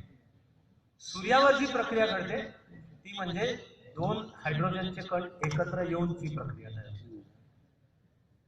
त्याला शास्त्रीय इंग्लिश नाव आहे फ्युजन, दोन्ही एकत्र येईल. ते या एडवर्ड टेलरने शोधून हायड्रोजन बॉम्ब म्हणजे या पृथ्वीवर सूर्यासारखा स्फोट घडवून आणता येईल आणि एका स्फोटामध्ये आता अख्खं प्रचंड शहर उद्ध्वस्त होईल. माणसाकडे त्यानंतर तयार झालेले अणुबॉम्ब 100 हिरोशिमा एका वेळी उद्ध्वस्त करतील अशा ताकदीचे अणुबॉम्ब, असे हायड्रोजन बॉम्ब आहेत. पाठोपाठ अतिशय गतीने त्याच्याच बरोबरीने मिसाईलचे शोध लागत गेले. त्या मिसाईलच्या वेगवेगळ्या रेंजेस होत्या. एकीचं नाव पडलं मग शॉर्ट रेंज मिसाईल, SRM, म्हणजे सुमारे 20 किलोमीटर. त्याच्यापेक्षा जास्तीपर्यंत पोहोचता येईल 250 ते 400 किलोमीटर, मग त्याला नाव पडलं IRBM, intermediate range ballistic missile. आणि 1957 के आते माणसांनी ICBM म्हणजे इंटर कॉन्टिनेंटल बॅलिस्टिक मिसाईल, म्हणजे जगाच्या कुठूनही पृथ्वीच्या कुठेही अणुबॉम्ब टाकता येईल अशी व्यवस्था. ही जणू पुरली नाही सारखी, तर मग आता SBLM म्हणजे सबमरीन लॉन्च मिसाईल सिस्टम या पण तयार झाल्या. मग आण्विक शक्तीवर चालणाऱ्या सबमरीन्स किंवा आण्विक शक्तीवर चालणारे एअरक्राफ्ट कॅरियर्स म्हणजे फायटर शिप्स ही पण तयार झाली. जगाच्या पाठीवर कुठेही जाता येईल. पोटातून सुद्धा सबमरीन ती न्यूक्लिअर सबमरीन असेल आणि तिच्यामध्ये आण्विक शस्त्रास्त्र असतील ती submarine launch ballistic missile SLBM. बघता बघता हा भयंकर धोका समोर दिसणं चालू झालं. मग जो माणसाचा शहाणपणाचा एलिमेंट असतो त्यांनी सांगणं चालू केलं की बाबाओ, जरा माणसं एकत्र बसा आणि नाही तर आपल्या या कृत्यांच्या मधनं विश्व उद्ध्वस्त करू, ते न होण्याकरताची जरा पावलं उचला. म्हणून 1957 मध्ये international atomic energy agency IAEA स्थापन झाली. देशादेशांचं वेगवेगळे एकत्र येऊन काही आपसामध्ये करार सुद्धा करूयात आणि काही समान सूत्र ठरवूया, याला पण गती मिळाली. ती गती देणारं सगळ्यात भयानक प्रकरण आहे ऑक्टोबर 1963 मध्ये घडलेलं, ज्याचं नाव आहे क्युबन मिसाईल क्रायसिस. अमेरिका डोळ्यासमोर आणली तर पूर्व किनाऱ्याची दक्षिण बाजू समुद्रामध्ये असं पसरत जाणारं टोक आहे, फ्लोरिडा आहे राज्य. त्याचा उल्लेखच होतो पॅनहँडल, तव्याचं जसं टोक असतं आपण पकडतो तसं पॅनहँडल. तिथपासून अगदी शेजारी हवा स्वच्छ असली तर समोर किनारा दिसेल असा देश म्हणजे क्युबा. क्युबा आधी अमेरिकेच्या कैद्यात होता, पण 1 जानेवारी 1959 ला क्युबामध्ये फिडेल कॅस्ट्रो, त्याचा सहकारी चे गवारा आणि इतर अनेकांच्या मदतीने क्युबामध्ये क्रांती यशस्वी झाली. ती साम्यवादी विचारावर उभी होती. एकदम अमेरिकेच्या शेजारी अमेरिकेच्या अंगणामध्ये एक साम्यवादी शक्ती येऊन ठेवली. फिडेल कॅस्ट्रो जेवढा विचाराने साम्यवादी होता तेवढाच क्युबन राष्ट्रवादाचा पण त्याला ज्वलंत अभिमान होता. आणि आधी क्युबा हे अमेरिकेच्या ताटाखालचं मांजर हे त्याला सहन होत. CIAने फिडेल कॅस्ट्रोचे अनेक वेळा मर्डर करायचा प्रयत्न केलेला आणि ते सगळे फसले. त्यामुळे फिडेल कॅस्ट्रोलाही लक्षात आलं की हे काय मला पण आणि क्युबाला सुखाने जगू देणार नाही. फिडेल कॅस्ट्रो प्रथम म्हणजे क्युबा भारताच्या परराष्ट्र धोरणाचं सूत्र अलिप्ततावाद, तर फिडेल कॅस्ट्रोचा क्युबा अलिप्ततावादी गटाचा सदस्य देश होता. पण कॅस्ट्रोच्या जेव्हा लक्षात आलं की अमेरिका काय आपल्याला सुखाने जगू देणार नाही, त्याने एक दिवशी डिक्लेअर करून टाकलं की मी साम्यवादी आहेच, आता मी वॉर्सा पॅक्ट म्हणजे मी सोव्हिएत रशियाचं नेतृत्व मान्य करून त्या गटामध्ये सामील होतो. 1963 येईपर्यंत अमेरिकेवर हल्ला करण्याच्या भाषेत रशियाची शक्ती मर्यादित होती, कारण अजून रशियाकडे आंतरखंडीय प्रक्षेपणास्त्र आलेली नव्हती. आणि अमेरिकेकडे सुद्धा ICBMचे शोध लागलेले होते, पण अमेरिकेचं काम भागत होतं. पश्चिम युरोपचे देश नेटोचे सदस्य होते. त्या सर्व देशांनी अमेरिकेला पूर्व युरोप आणि रशियाच्या सीमेवर अण्वस्त्र तैनात करायला परवानगी दिली. आणि आपण नकाशा पाहिला नुसती दृष्टी टाकली तरी लक्षात येईल की ती जी पूर्व आणि पश्चिम युरोपमधली सीमारेषा आहे तिथे अमेरिकेची IRBM intermediate range ballistic missiles, cruise नाव आहे त्यांचं, पर्शिंग नावाची मिसाइल्स आहेत, ती जर तैनात केली सोव्हिएत रशियातली सगळी मुख्य शहरं, मॉस्को, त्यावेळेचं नाव लेनिनग्राड, मूळ पण नाव आणि पुन्हा आत्ताचं नाव सेंट पीटर्सबर्ग इत्यादी सर्व, की ह्या अण्वस्त्रांच्या माऱ्याच्या टप्प्यातच होती. पण सोव्हिएत रशियाच्या मिसाईलच्या माऱ्याच्या टप्प्यात युरोप होता. अमेरिकेचं नख पण वापरत होतं, प्रत्यक्ष अमेरिका, त्या दोन्ही बाजूला महासागर आहे. आता जेव्हा क्युबा म्हणाल की रशियाला, आम्ही सोव्हिएत रशियाला अण्वस्त्रांचा तळ उभा करायला क्युबातली जागा देतो, मग मात्र अमेरिकेचं ताळतंत्र. त्यावेळेला अमेरिकेचा राष्ट्राध्यक्ष जॉन एफ केनेडी ऑक्टोबर 1963 मध्ये 5 जहाजं भरून सोव्हिएत रशियाची आण्विक सामुग्री, सगळी मिसाईल टेक्नॉलॉजी ही निघाली क्युबाच्या दिशेने. जॉन एफ केनेडीने अटलांटिक समुद्रामध्ये अमेरिकन नाविक दल तैनात करून त्यांना स्टँडिंग ऑर्डर देऊन ठेवली होती की अटलांटिक मध्ये अशी अशी ही रेषा, ही जर जहाजांनी ओलांडली सोव्हिएत रशियाच्या तर फायर आणि फायर ॲट विल. ऑक्टोबर महिना होता. सर्व भारतीयांनी सुद्धा तो नीट लक्षात ठेवावा. बरोबर त्याच दिवसांमध्ये क्युबन मिसाईल क्रायसिस चालू असण्याच्याच दिवसांमध्ये चीननी भारतामध्ये घुसखोरी केली आणि अरुणाचल प्रदेश, तावांग करत करत जे चीनचं सैन्य अंतिमतः तेजपूर पर्यंत पोहोचलं, ती तारीख 19 नोव्हेंबर होती. पण चीनच्या आक्रमणाला सुरुवात त्या बुमला पासून झाली 19 ऑक्टोबर 63. या तारखेला जगाने श्वास रोखलेला होता. शास्त्रज्ञांनी सुद्धा 12ला 10 कमी जे होते ते तर आता जवळजवळ 12ला काही सेकंद पर्यंत ते घड्याळ आणून ठेवलं. आणि जॉन एफ केनेडी स्पष्टपणे उभा होता. ख्रुश्चेव त्यावेळी रशियाचा प्रमुख, तो सांगत होता तुमचा काही संबंध नाही, क्युबा सार्वभौम देश आहे, त्यांचा आमचा करार आहे, आम्ही तिथे आण्विक तळ करणार आहोत. जॉन एफ केनेडी आणि अमेरिकेने भूमिका घेतली होती की अमेरिकेच्या रक्षणाला धोका असलेलं काही असलं तर आम्ही सांगणार युद्ध करा. जगाला माहिती होतं की हे जर युद्ध झालं, पहिली बुलेट किंवा सोव्हिएत रशियाच्या नाविक बोटींनी अटलांटिक मधली ती आखलेली रेषा जर ओलांडली आणि अमेरिकन नाविक दलाला सांगितलं फायर, पहिली बुलेट किंवा पहिलं समजा टॉर्पेडो किंवा जे काही टाकलं जाईल तर समजून चला की तिथपासूनच्या काही मिनिटात आण्विक युद्ध चालू होणार आहे, विश्वाचा अंत जवळ आहे. अशी वेळ क्युबन मिसाईल क्रायसिस.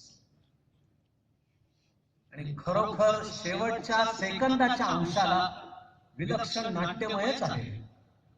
ही जी अटलांटिक मधली रेष आहे तिच्या काही मीटर अलीकडे म्हणजे 500-600 मोठी बोट वळायला जेवढा वेळ लागतो ते शेवटची होती. आता जर ख्रुश्चेवचा आदेश आला नाही, याचा उशीर आला, आदेश जरी आला तरी त्या असलेल्या रेषेच्या आधी बोट वळू नाही शकणार. बोटीला जागा पाहिजे ना वळायला, ते शेवटचं. त्यावेळेला ख्रुश्चेवनी 5ही जहाजांना निरोप दिला, मागे. जगाने निश्वास सोडला. पण जगाच्या सर्व शहाणे, विचारवंत नेते सगळ्यांचाही विचार चालू झाला की ही पुन्हा वेळ येता कामा नये, याच्यासाठीची काहीतरी पावलं टाका बाबांनो, नाही तर विश्व उद्ध्वस्त होणार. म्हणून 1967 मध्ये पहिला आउटर स्पेस ट्रीटी आला की आपण निदान हे पृथ्वीचं वाटोळ आपण करतो ते करतो. स्पुटनिक झाले होते, अमेरिकेची पण सॅटेलाइट अवकाशात जात होती. जॉन एफ केनेडीने अमेरिकेला उद्दिष्ट आखून दिलं होतं की 10 वर्षात माणूस चंद्रावर पाठवण्याएवढी तांत्रिक प्रगती आपल्याला करायची आहे. त्यांनी ते सांगितलं होतं 1959 मध्ये. 10 वर्षाच्यात आपल्याला माणूस चंद्रावर पाठवायचा. त्या अवकाशातली तंत्रज्ञानाची स्पर्धा चालू होतच होती. 1967 मध्ये माणसाला निदान कागदावर शहाणपण सुचलं की आपलं हिंसकता आणि युद्ध आपण पृथ्वीपुरतं ठेवू मर्यादित. अवकाश हा शस्त्र विरहित असायला पाहिजे, तो सर्व मानवाच्या मालकीचा असायला पाहिजे. आणि अवकाशामध्ये कोणीही कुठल्याही प्रकारे शस्त्र न्यायची नाही, शस्त्रास्त्र स्पर्धा करायची नाही. हा 1967चा आउटर स्पेस ट्रीटी. त्याच्या 1 वर्षानंतर माणसाने सही केली NPT, nuclear non proliferation treaty, अण्वस्त्र प्रसार बंदीचा करार केला. आजच्या तारखेला जगातल्या 190 देशांनी त्याच्यावर सही केली. भारताने केलेली नाही. भारताने सही न करताना जगाला सांगितलेले की आमचा आण्विक कार्यक्रम शांततेसाठीच असेल, जो असेल तो खुला असेल, पारदर्शक असेल, तरी पण आम्ही एनपीटी वर सही करत नाही आहोत. भारताने कारण दोन दिली. पहिल्या कारणाचा शब्द आहे डिस्क्रिमिनेटरी, की हा काय करतो एनपीटी, जगातल्या 5 देशांना अण्वस्त्र शक्ती म्हणून मान्यता देतो, न्यूक्लिअर पॉवर्स. ते म्हणजे सिक्युरिटी काउन्सिलचे सदस्य असलेले 5 देश. त्यांच्या त्या 5 देशांकडे 1968च्या आधी अण्वस्त्र होती. एनपीटी करताना हे 5 देश आणि जगातल्या देशांनी भूमिका घेतली, बाकीच्यांनी ती मान्य केली की आता ज्यांच्याकडे अण्वस्त्र आहे ती राहू दे, इतरांच्याकडे आता जाता कामा नये. म्हणून ज्यांच्याकडे आता आहे त्यांना मान्यता दिली की हे न्यूक्लिअर पॉवर, हे अण्वस्त्र सज्ज देश आहे, पण आता बाकीच्यांना परवानगी नाही. म्हणून भारताने 2 कारणं सांगितली की तुम्ही डिस्क्रिमिनेशन, तुम्ही फरक करताय, भेद करताय, भेदावर आधारित आहे.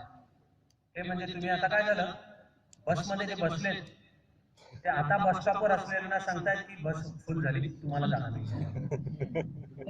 भारताने सांगितलं की ज्यांच्याकडे आता अण्वस्त्र आहेत त्यांनी सुद्धा एकतर स्वतःची अण्वस्त्र कमी करत अण्वस्त्र नच ठेवणे इथपर्यंत जाण्याचं वचन देत असाल तर आम्ही पण सही करतो.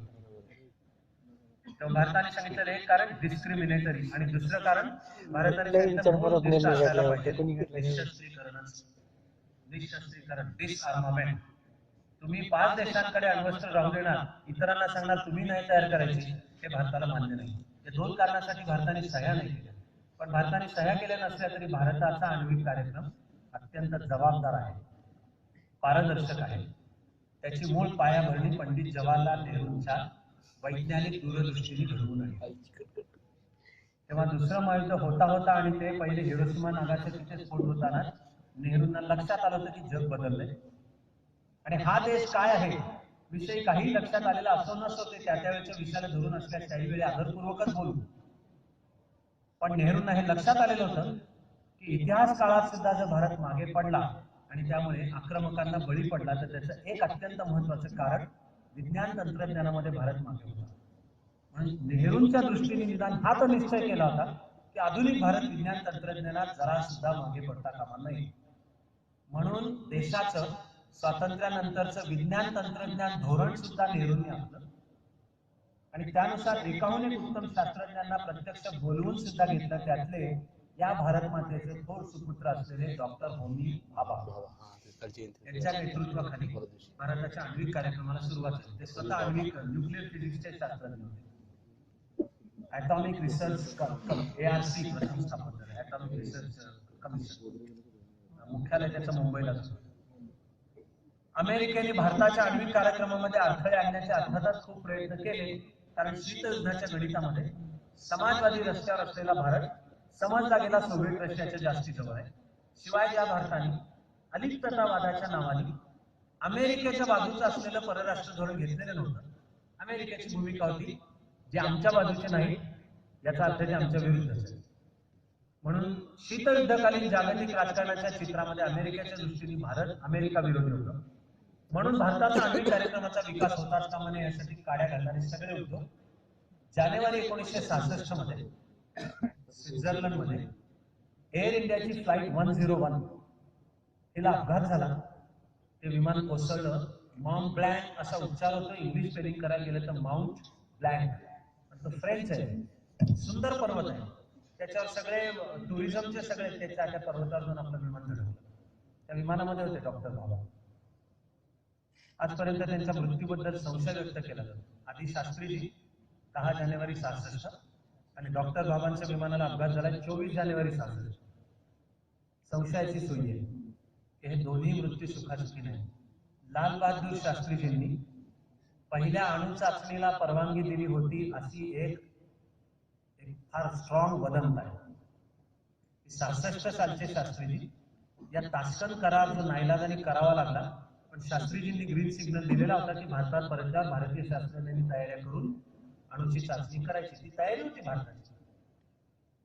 जर त्यावेळी केली असती तर 68 साली हा NPT होताना भारताला पण आण्विक शक्ती म्हणून मान्यता द्यावी लागली असती, कारण NPTने कट ऑफ आखला 68च्या आधी ज्यांच्याकडे अण्वस्त्र आहेत त्या देशांना अधिकृत आण्विक शक्ती म्हणून मान्यता आहे. पण शास्त्रीजी गेले, बाबांच्या विमानाला अपघात झाला. संशयाची सुई CIA वर यावर पुस्तकं लिहिली आहेत. CIA एजंटशी बोलून खुल्या बाजारामध्ये आहेत अशी यावर पुस्तकं लिहिली गेली की भाभांचा मृत्यू अपघाती नाही, या विमानाला मुद्दाम अपघात घडवून आणलेला आहे, भारताचा आण्विक कार्यक्रम मागे हवाय असं. पण भारत डगमगलेला. पुढे इंदिराजींनी दिला निर्णय की आता अणु चाचणी करा. त्यामागे बांगलादेश युद्धाची पार्श्वभूमी डिसेंबर 1971. तो भारताचा फायदेस्ट आवर स्वातंत्र्यानंतर. आणि पाकिस्तानही तोडलं. बांगलादेश स्वतंत्र सार्वभौम देश म्हणून अस्तित्वात आला. 1971च्या डिसेंबर मध्ये इंदिराजींची मूळ योजना होती, एकदा बांगलादेश स्वतंत्र झाला तिकडनं भारताचं सैन्य उचलायचं, पाकिस्तान आता फार मोडतोड झालेली आहे, नीती जरी खचलंय, त्याच वेळेला काश्मीरचा प्रश्न सोडवून टाकायचा अशी इंदिराजींची तयारी होती. पण तसं जर घडलं तर आशियामधला सत्ता समतोल बिघडेल अमेरिकेच्या दृष्टीने. आणि बिघडेल म्हणजे काय की तो भारताला अनुकूल नसेल. आणि भारत प्रबळ होईल म्हणजे आशियामध्ये सोव्हिएट रशिया म्हणजे साम्यवादी समाजवादी शक्ती प्रबळ होईल. म्हणून 71 मध्ये त्यावेळेचा अमेरिकेचा राष्ट्राध्यक्ष रिचर्ड निक्सननी 7वा आरमार ते आण्विक आरमार ते आरमार पाकिस्तानच्या मदतीला पाठवणं आदेश आधीच दिलेले होते. पण भारतीय सैन्याने जी प्रचंड गतीने बांगलादेशची कारवाई केली त्यामुळे हे अमेरिकेचा आरमार बंगालच्या उपसागरात प्रवेश करायच्या आधी जनरल नियाझींनी शरणागती पत्करून झालेली होती 16 डिसेंबर 1971. मग जेव्हा आपला योजना ही होती की आता सैन्य उचलून काश्मीर सोडवून टाका प्रश्न, त्यावेळेला निक्सननी भारताला दिली आहे धमकी की आता जर तुम्ही युद्ध चालू ठेवा तर आम्ही अनुभव टाकू. आणि सोव्हिएट रशियाने पण त्यावेळी भूमिका घेतली की आता जर भारत पश्चिम सीमेवर भारताच्या पश्चिम सीमेवर युद्ध करेल, आम्ही सुद्धा भारताला बॅकिंग नाही देणार. खरं म्हणजे 1 वर्ष आधी भारत आणि सोव्हिएट रशियाचा 25 वर्षांसाठीचा मैत्रीचा करार treaty of peace friendship and cooperation हा 1970 मध्ये आधी झालेला होता. पण 71 मध्ये सोव्हिएट रशियाने पण की आता झालं एवढं असं म्हणून कुठेतरी बहुधा भारताला म्हणजे त्यावेळेच्या भारताच्या पंतप्रधानांनी इंदिराजींना थांबवलं. चीनचा स्फोट 64 साली होता.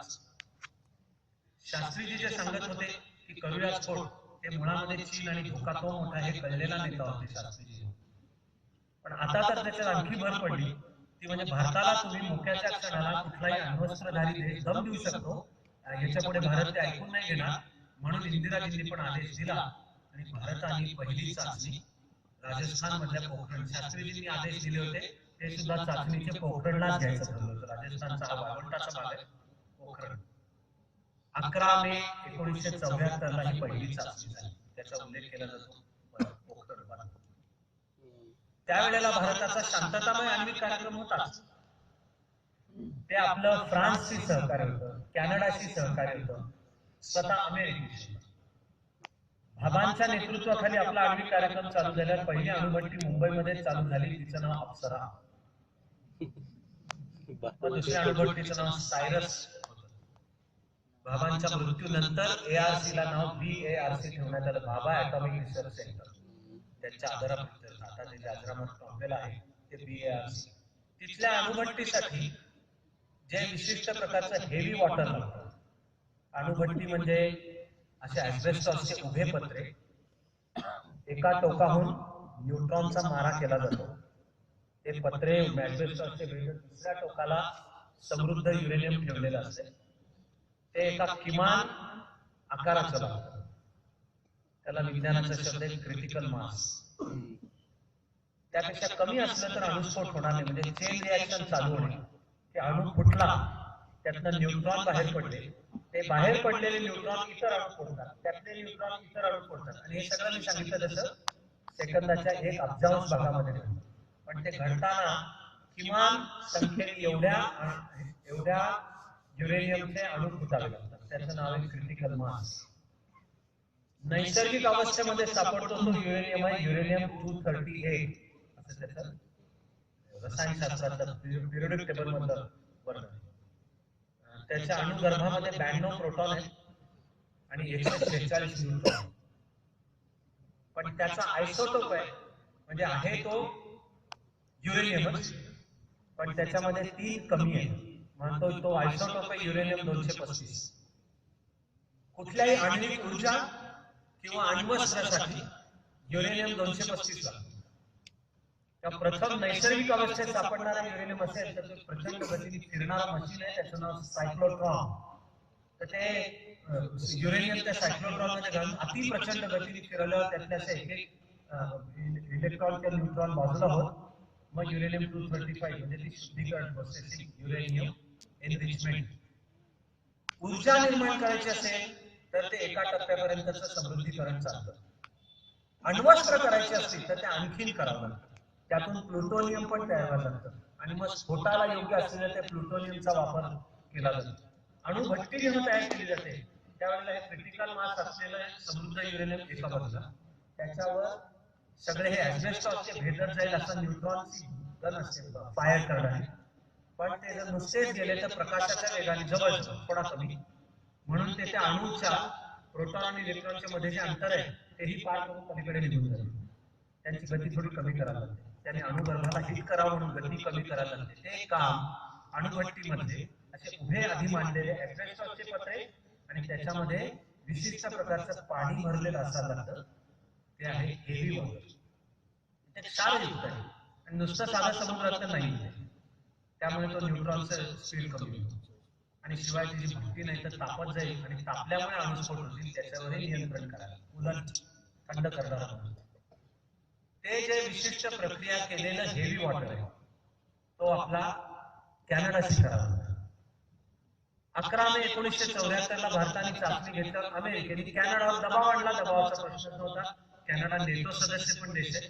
कॅनडाने हात वर केले की आम्ही तुम्हाला हेवी वॉटर देऊ शकत नाही. भारतीय शास्त्रज्ञ म्हणले नो प्रॉब्लेम, आम्ही प्रयोगशाळेमध्ये आमचे प्रयोग करू. काही महिन्यांच्या अवधीमध्ये भारतीय शास्त्रज्ञांनी समुद्रातलं पाणी आत खेचून त्याच्यावर आवश्यक ती रासायनिक प्रक्रिया करून अणुभट्टीमध्ये वापरता येईल असं हेवी वॉटर एकदा देशीय त्या विज्ञानाची प्रगती तुमच्या माझ्या आजही दरिद्री आहे, पण या देशातच त्या वैज्ञानिकांनी करून दाखवली.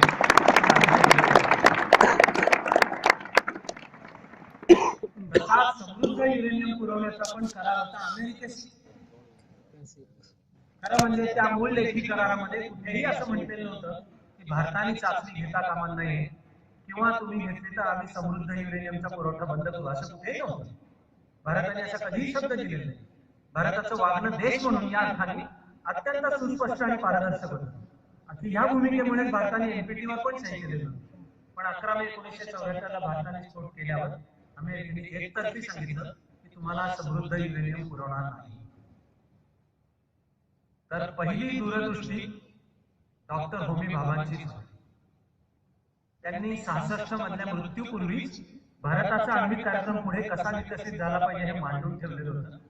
त्याचं नाव आहे 3 टप्प्यातला कार्यक्रम, 3 स्टेज प्रोग्राम असं भावांनीच नाव दिलं होतं त्याला. पहिल्या टप्प्यात आपण सगळ्या प्रगतीसाठी कोणावर तरी अवलंबून आहोत, त्यांच्याकडनं आयात करून आपल्याला सगळं चालवायला म्हणजे युरेनियम सुद्धा, हेवी वॉटर सुद्धा, जी टेक्नॉलॉजी लागते अणुभट्टी तयार करण्याची ती सुद्धा.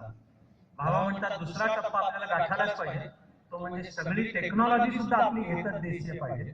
आणि भावांनी 24 जानेवारी 66 त्यांच्या मृत्यूपूर्वीच तिसरा टप्पा सांगून ठेवला होता. 1966 पूर्वी भावा सांगताय की केरळच्या समुद्र किनाऱ्यावर जी वाळू आहे तिच्यामध्ये मूलद्रव्य सापडतं थोरियम. थोरियमवर प्रक्रिया करून त्या थोरियम मधनं एक्स्ट्रॅक्ट करत आधी युरेनियम, मग त्याचा युरेनियम 235 आणि मग त्यातून प्लुटोनियम तयार करता येईल. तेव्हा भारताने आण्विक कार्यक्रमांच्या बाबतीत स्वायत्त व्हायचं असेल तर आपल्याला विज्ञानाच्या प्रगतीची पुढची दिशा पाहिजे. थोरियमवर प्रक्रिया करून आवश्यक ते युरेनियम 235 आणि प्लुटोनियम आपल्याला तयार करता आलं पाहिजे. भाभा गेले. 11 मे 74 ला आपली पहिली अणुचाचणी झाली. अमेरिकेने सांगितलं आम्ही समृद्ध युरेनियम पुरवणार नाही. आता नेतृत्व होतं डॉक्टर होमी सेटनर आणि डॉक्टर राजा रामण्णा. आणि मला दोघांनाही भेटण्याचं अर्थातच भाग्य लाभलंय. ते तुम्ही IAS असतात की असे अनेक भाग्य तुमच्या वाट्याला येत असतात. त्यातून तुम्ही IAS कार्यकर्ता अधिकारी असतात तर आणखीनच येते. रायगड जिल्ह्यामध्ये डॉक्टर होमी सेटनरचं घर पण होतं. त्या घराला काही त्यांना काही कायदेशीर अडचणी होत्या. तर मी हे माझं पवित्र कर्तव्य आणि भाग्य पण समजतो. तुझे अधिकार वापरून त्यांचे जो प्रश्न तू सोडवून देऊ शकला. आणि डॉक्टर रामण्णांच्या बरोबर काही परिषदांना मी उपस्थित राहू शकलो होतो. आपले डॉक्टर रघुनाथ माशेलकर आणि पुढे पण अशा डॉक्टर विजय भटकर हे जे इकॉनॉमिक मोठी भारताचं नाव मोठं करणारे व्यक्ती आहेत, अशा त्यागींच्या मध्ये डॉक्टर शेखना भट आणि डॉक्टर राजाराम दोघांचंही आणि बहुसंख्य भारतीय शास्त्रज्ञांचं मूळ प्रेरणास्थान भारतीय संस्कृतीमधली विज्ञानाची झालेली आहे. डॉक्टर शेखना काय किंवा डॉक्टर रामण्णा काय बोलून दाखवत असत की विज्ञानाच्या प्रगतीकरता भारताने परावलंबी असण्याचं कारण मूळ भारताची परंपरा विज्ञान आणि वैज्ञानिक प्रगतीचीच आहे. त्या मूळ संस्कृतीशी नातं जर आपण जोडलं तर आपल्याला आधुनिक काळातली पण प्रगती साधता आपल्याला येणार आहे. तेव्हा 11 मे 74 नंतर जेव्हा अमेरिकेने सांगितलं की तुम्हाला आम्ही समृद्ध युरेनियम देणार नाही, भारतीय शास्त्रज्ञ म्हणले नो प्रॉब्लेम. आणि मग भारतीय शास्त्रज्ञांनी हे काम प्रयोगशाळेमध्ये स्वतःच्या हिमतीवर आणि थोरियमवर प्रक्रिया करून त्यामधून युरेनियम आणि प्लुटोनियम तयार करण्याचा आणि अण्वस्त्र योग्य सुद्धा किंवा अणुऊर्जेला योग्य सुद्धा हे सुद्धा भारतीय शास्त्रज्ञांनी या देशामध्ये 100% आपली टेक्नॉलॉजी असलेलं सुद्धा करून ज्या वर्षांमध्ये ही प्रगती होत होती त्याच वर्षांमध्ये मग आपल्या अवकाश कार्यक्रमाची सुद्धा प्रगती त्याची पायाभरणी डॉक्टर विक्रम साराभाई यांच्या नेतृत्वाखाली झाली. ते अवकाशातल्या प्रगतीसाठी जर रॉकेट सोडायचं झालं तर भारताचा संपूर्ण विचार करतात आणि पृथ्वीच्या विशिष्ट कक्षेला योग्य जागा कोणती रॉकेट सोडायला तर ती शास्त्रज्ञांना सापडली. केरळमध्ये तिरुवनंतपुरमच्या जवळचं छोटं गाव, त्यावेळेचं पडकं गाव, त्यावेळेचा केरळ फार विकसित नाही, आत्ताचा झालेला आहे. आणि केरळने भारतासमोरही विकासाचे अनेक आदर्श उभे केले. पण त्यावेळेचा 55-56 सालाच्या सुमाराचा केरळ, 57 सालाच्या ते एक असं झावळ्यांनी सावलीच्या छायेमध्ये असलेलं छोटंसं गाव होतं आणि पडकं चर्च डेटा गोळा करतात आणि तो जमिनीवर पाठवतो. आजही विक्रम साराभाई स्पेस सेंटर मध्ये दर बुधवारी असं एक रॉकेट आकाशात पाठवलं जातं. ते त्या स्मृती प्रित्यर्थ आहे. पण भारताचा अवकाश कार्यक्रम सुद्धा 57 साली एका पेन्सिल रॉकेटने चालू झाला. आज भारताकडे स्वतःचा आधी पहिला भारताने अवकाशात सॅटेलाइट सोडला, त्याचं नाव आर्यभट्ट. मी पण सरकारचा आभारी आहे की आधुनिक काळातली सुद्धा विज्ञानाची प्रगती करताना पक्ष विचारधारा काही असू द्या, हा आम्हाला जोडणारा जो भारताचा 5000 वर्षांचा वारसा आहे तोच आठवतो. भारताचा पहिला सॅटेलाइट अवकाशात सोडायचं तर त्याला नाव आर्यभट्ट, कारण तो भारतीय गणिती पण आहे, खगोलशास्त्रज्ञ पण आहे. दुसऱ्या सॅटेलाइटचं नाव रोहिणी होतं. ते रोहिणी ठेवण्यामागची भूमिका कंस ज्या मुलांना मारत होता आणि या देवकी मातेचा 8वा बाळ तुझ्या जीवावर उठणार आहे, तर तो धोका पत्करायला नको म्हणून तो जन्माला आणि सगळी बाळ मारून टाकत होता. त्याच्या देवकीला झालेली कन्या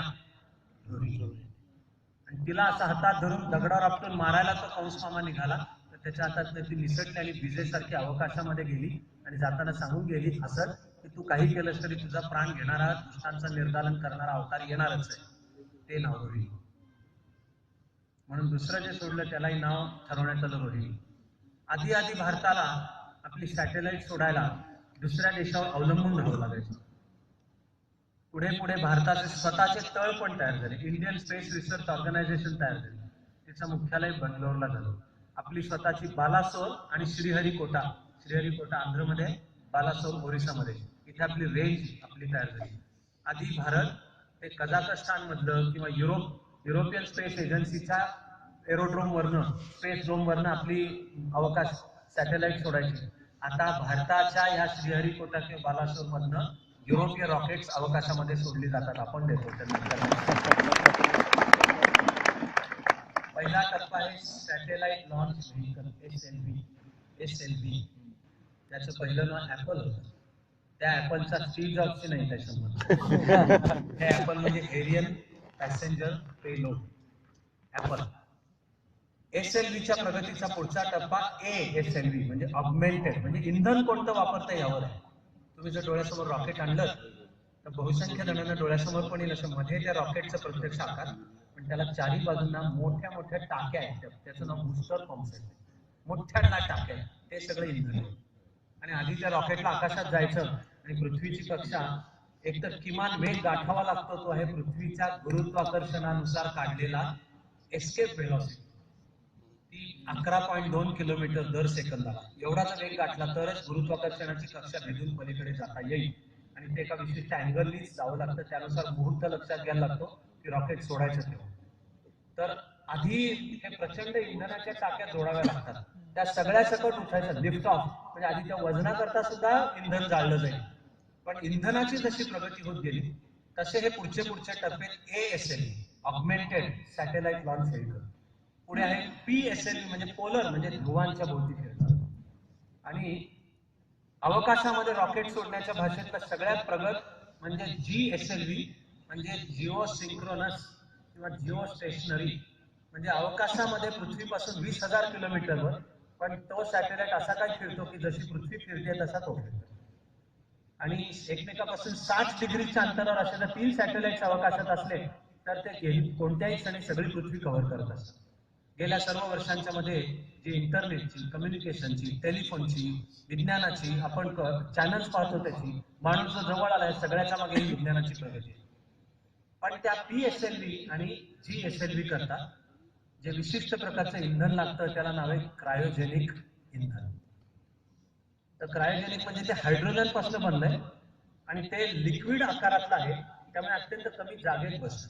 त्यामुळे हे भोवतीचे जे प्रचंड मोठ्या टाक्या त्याची गरज उरत नाही, म्हणजेच कमी शक्तीत रॉकेट जास्ती कार्यक्षम असू शकतं. तर आपल्याला ते क्रायोजेनिक इंधन ते ऍब्सोल्यूट झिरो म्हणजे -273 डिग्री, तर ऍब्सोल्यूट झिरोला हायड्रोजन आणून ठेवलेला म्हणजे ते खूप कमी जागेत बसतं. मग अवकाशामध्ये सोडताना रॉकेट जास्ती कार्यक्षम असू शकतं. भारताला क्रायोजेनिक इंधन आणि त्या क्रायोजेनिक इंधनावर चालणारं रॉकेट म्हणजे मशीन सुद्धा आधी सोव्हिएट रशियात येणार होतं, पण सोव्हिएट रशिया कोलमडलं, प्रचंड कर्जबाजारी झालं. त्यावेळी अमेरिकेने सोव्हिएट रशियावर दबाव आणला की तुम्ही भारताला हे क्रायोजेनिक तंत्रज्ञान देऊ नका. सोव्हिएट रशियाने, आता सोव्हिएट नव्हता तो नुसताच रशिया होता, त्यांनी दिलगिरी व्यक्त केली की क्षमस्व आम्ही नाही देऊ शकत आहे. पुन्हा भारतीय शास्त्रज्ञ म्हणले नो प्रॉब्लेम.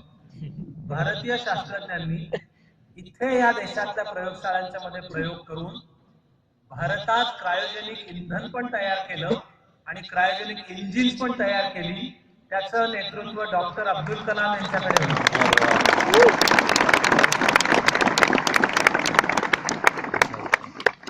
आम्हाला जर आत्मविश्वास असेल तर हा भारत देश आधुनिक काळामध्ये सुद्धा विज्ञानाच्या सर्व प्रगतीसहित पारदर्शकपणे आपला विकास तर घडवेलच, पण मला वाटतं की कुणीही भारताचा शत्रू म्हणजे पाकिस्तान सुद्धा म्हणू शकणार नाही की भारताचा आण्विक कार्यक्रम जगाला धोका आहे.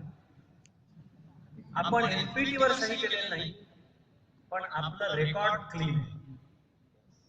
या उलट पाकिस्तान, इराण, उत्तर कोरिया यांनी त्या अणुविद्येच्या चोऱ्या केल्या, स्मगलिंग केलं. हे तर पाकिस्तानचा शास्त्रज्ञ म्हणवला जाणारा अब्दुल कादिर खान हा काय शास्त्रज्ञ नाही, आंतरराष्ट्रीय स्मगलर आणि चोर आहे.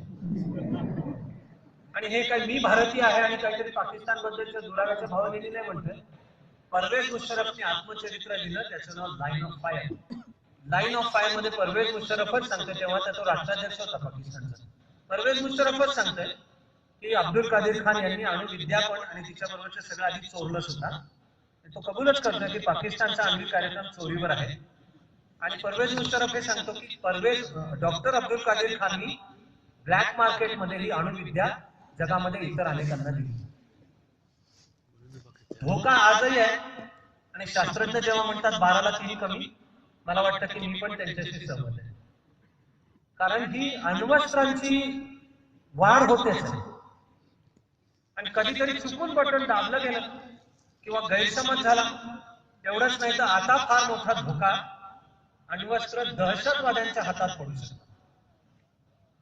91 मध्ये सोव्हिएट रशियाचं पतन झालं, युक्रेन वेगळा झाला. स्वतः युक्रेनकडे अण्वस्त्र होती, पण युक्रेनने जागतिक करार करून मान्य केलं की आम्ही अणुविद्या तयार करणार नाही, शांततेसाठी असो. असलेली अण्वस्त्र त्यांनी विसर्जित करून टाकली. पण युक्रेन मधनं 150 टन समृद्ध युरेनियम कुठेतरी गायब झालंय असे रिपोर्ट. आणि अनेक जण श्वास रोखून त्याकरता थांबलेले. बिन लादेन सकट आणि तालिबान आणि अल कायदा आणि मुजाहिदीनच्या वेगवेगळ्या गटांच्या सकट आता आयसीसीचे सुद्धा प्रयत्न, आयसीसी तर काही काळापूर्वी दावा केलाय की आम्हाला मिळालेलं पण, पण दरवेळी तो सगळा अणुबॉम्ब मिळायला लागेल असं नाहीये. विशिष्ट वजन असलेले युरेनियमची 2 युनिट्स अशी जर एकत्र आणली विशिष्ट अंतरावर तर त्यातनं पण किरणोत्सर्ग निर्माण होतील. त्याला नाव आहे डर्टी बॉम्ब. दरवेळी तो अणुबॉम्ब असायला लागेल असं नाही, पण ती किरणोत्सारी विद्या वापरून संपूर्ण शहरावर किरणोत्सर्ग पसरतील आणि लक्षावधींच्या संख्येने माणसं कुत्र्याच्या किंवा म्हणजे कुत्र सुद्धा परवडलं अशा मौतीने मरतील अशी दहशतवाद्यांच्याकडे ते कधी पण हातात मिळण्याची शक्यता आहे. पाकिस्तानची अण्वस्त्र कधी पण दहशतवाद्यांच्या हातात पडतील. सगळा पाकिस्तानच दहशतवाद्यांच्या हाती पडेल. नवे नवे आजचा पाकिस्तानच दहशतवादी राज्य आहे.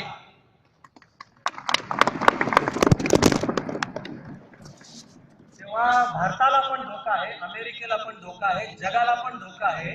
शास्त्रज्ञ जेव्हा म्हणतात 12ला 3 कमी, त्याचे 2 अत्यंत मोलाचे शेवटचे 2 किस्से सांगून मग मी म्हणणार की आपण सगळे मिळून प्रार्थनेसाठी डोळे मिटू की 6 आणि 9 ऑगस्टला जे प्रत्यक्ष 2 अणुबॉम्ब पडले 1945 साली ते शेवटचे ठरावे.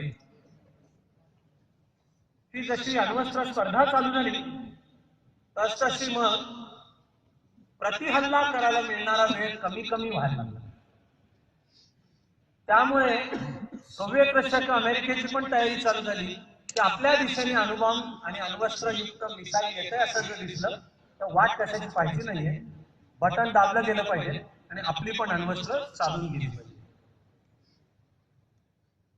तर अशा एका रात्री फ्लोरिडामध्ये जो अमेरिकेचा बेस आहे, पुढे पुढे तर ते सगळं कम्प्युटराइज झालं. पुढे संगणकाला प्रणालीला स्टँडिंग ऑर्डर्स होत्या की समजा अमेरिकेच्या दिशेने अण्वस्त्रयुक्त मिसाईल येते असं प्रणाली डिटेक्ट केलं. कोणाच्या आदेशाची वाट पाहिजे नाहीये. ते जर झालं तर तो कम्प्युटर प्रोग्रामच ऑर्डर्स इश्यू करणार.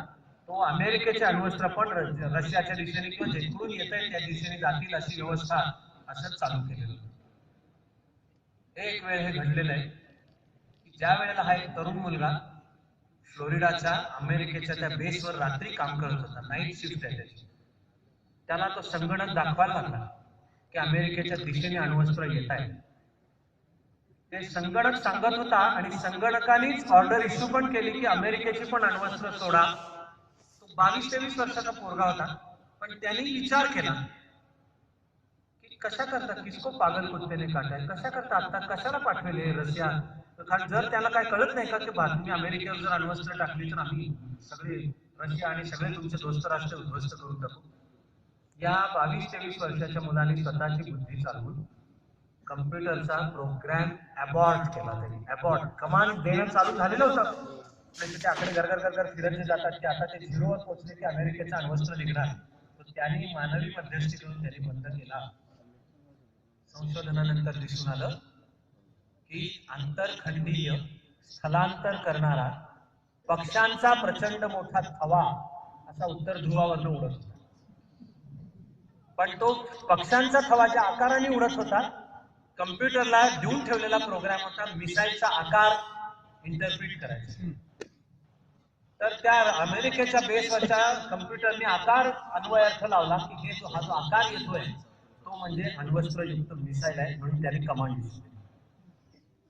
त्या धक्क्यात हे कळलं जगाला, म्हणून त्या धक्क्यातनं सावरल्यानंतर कम्प्युटरची दुरुस्ती करण्यात आली आणि आता ठरलं की ते जे काही येतंय प्रचंड वेगाने त्याच्यातनं जर गॅमा रेज येत असेल तर गॅमा रेज हे अण्वस्त्राचं निर्णायक निकष आहे. मग गॅमा रेज येत असले तर ते अण्वस्त्र असं समजायचं निकटचं बटन दाबलं गेलं पाहिजे. आता वेळ सोव्हिएत रशियाची. हा प्रसंग तर सप्टेंबर 1983 मध्ये घडला. वेळ लक्षात ठेवा कारण जागतिक ताणतणाव होता. रेगन सत्तेत आलेला होता. सोव्हिएत रशियामध्ये अजून ब्रेझनेव होता. रेगन अतिशय आक्रमक धोरण सोव्हिएत रशिया विरुद्ध घेत होता. त्यांनी हे इव्हिल एम्पायर आहे आणि साम्यवादाला खतम करणे हेच आमचं उद्दिष्ट आहे असं जाहीर जगात रोनाल्ड रेगन अमेरिकेचा राष्ट्राध्यक्ष सांगत होता. दुष्काळात 13वा महिना म्हणजे या सप्टेंबर 1983च्या ह्या दिवसाच्या थोडा आधी सोव्हिएत रशियाने एक दक्षिण कोरियाचं नागरी विमान सोव्हिएत रशियाच्या हद्दीत शिरलं म्हणून दिलं होतं उडवून रॉकेट. 269 माणसं मेली होती त्याच्यात. आणि ताणतणाव होता वातावरणामध्ये. गुप्तहेर खात्यांचे तर रिपोर्ट सुद्धा होते की बहुधा अमेरिकेने ऑर्डर देऊन ठेवली की बटनवर बोट ठेवायचं, अण्वस्त्रांच्या बटनवर बोट ठेवायचं. असे दिवस असताना तिकडे सोव्हिएट रशियात सुद्धा कर्नल पेट्रॉव ड्युटीवर होता. वेळ रात्रीची रशियातली रात्र. त्याला संगणक दाखवायला ब्लेअर असेल, लाल संगणकावर लाल लाल आणि भोंगा वाजावा तसे आवाज येत की सोव्हिएट रशियाकडे उत्तर ध्रुवावरून आता सोव्हिएट रशियाच्या दिशेने अण्वस्त्र यायला लागली आहेत आणि आता बटन दाबायला पाहिजे किंवा कम्प्युटर बटन दाबणार आहे. कर्नल पेट्रॉवनी पण त्याची स्वतंत्र बुद्धी तिथे वापरली. कशाला टाकेल म्हणलं, त्यांनी मनात केलेला विचार आहे अमेरिका कशाला टाकेल अण्वस्त्र, सगळ्यांचंच वाटवलं. बरं ते दाखवत होतं असे 5 येतात. बरं शिवाय ते तो पाहत होता संगणकावर काय दिसतंय, तर आधी असे 5 येत आहेत असं दिसतं. मग ते गॅमा रेज तर दिसत होते. मग त्याला दिसलं की एका क्षणाला असे ते वेगवेगळे झाले. म्हणजे काय, जणू आधी एक रॉकेट येत होतं, त्या एका रॉकेट मधनं आणखी 5 रॉकेट निघाले करायचे. आणि मग त्यांनी संगणकाच्या पडद्यावर एका क्षणाला पाहिलं की ते सगळं खाली समुद्रामध्ये तिथे गेले. कर्नल पेट्रॉला निर्णय घ्यायचा होता, नाही तर संगणक घेतच होते निर्णय. रशियन प्रणालीसाठी बटन दाबलं जाणार आणि रशियाची सोव्हिएट रशियाची अण्वस्त्र जाणार. कर्नल पेट्रॉने निर्णय घेतला की एकतर अमेरिकेला जर अण्वस्त्र टाकायची झाली, एक कशाला आत्ता टाकतील, दुसरं टाकतील तर 5 कशाला टाकतील. त्यांना काय कळत नाही का की त्यांनी जर अण्वस्त्र टाकलं तर आपण सगळी दिवाळी एकदम साजरी करणार आणि वेळ मिळणार नाही कशाची सुद्धा. त्यामुळे ते पहिल्या हल्ल्यामध्ये 150-200 अण्वस्त्र तर सोडतील. म्हणून त्यांनी रशियन संगणक प्रणालीचा तो कार्यक्रम बंद केला, अबॉर्ट केला.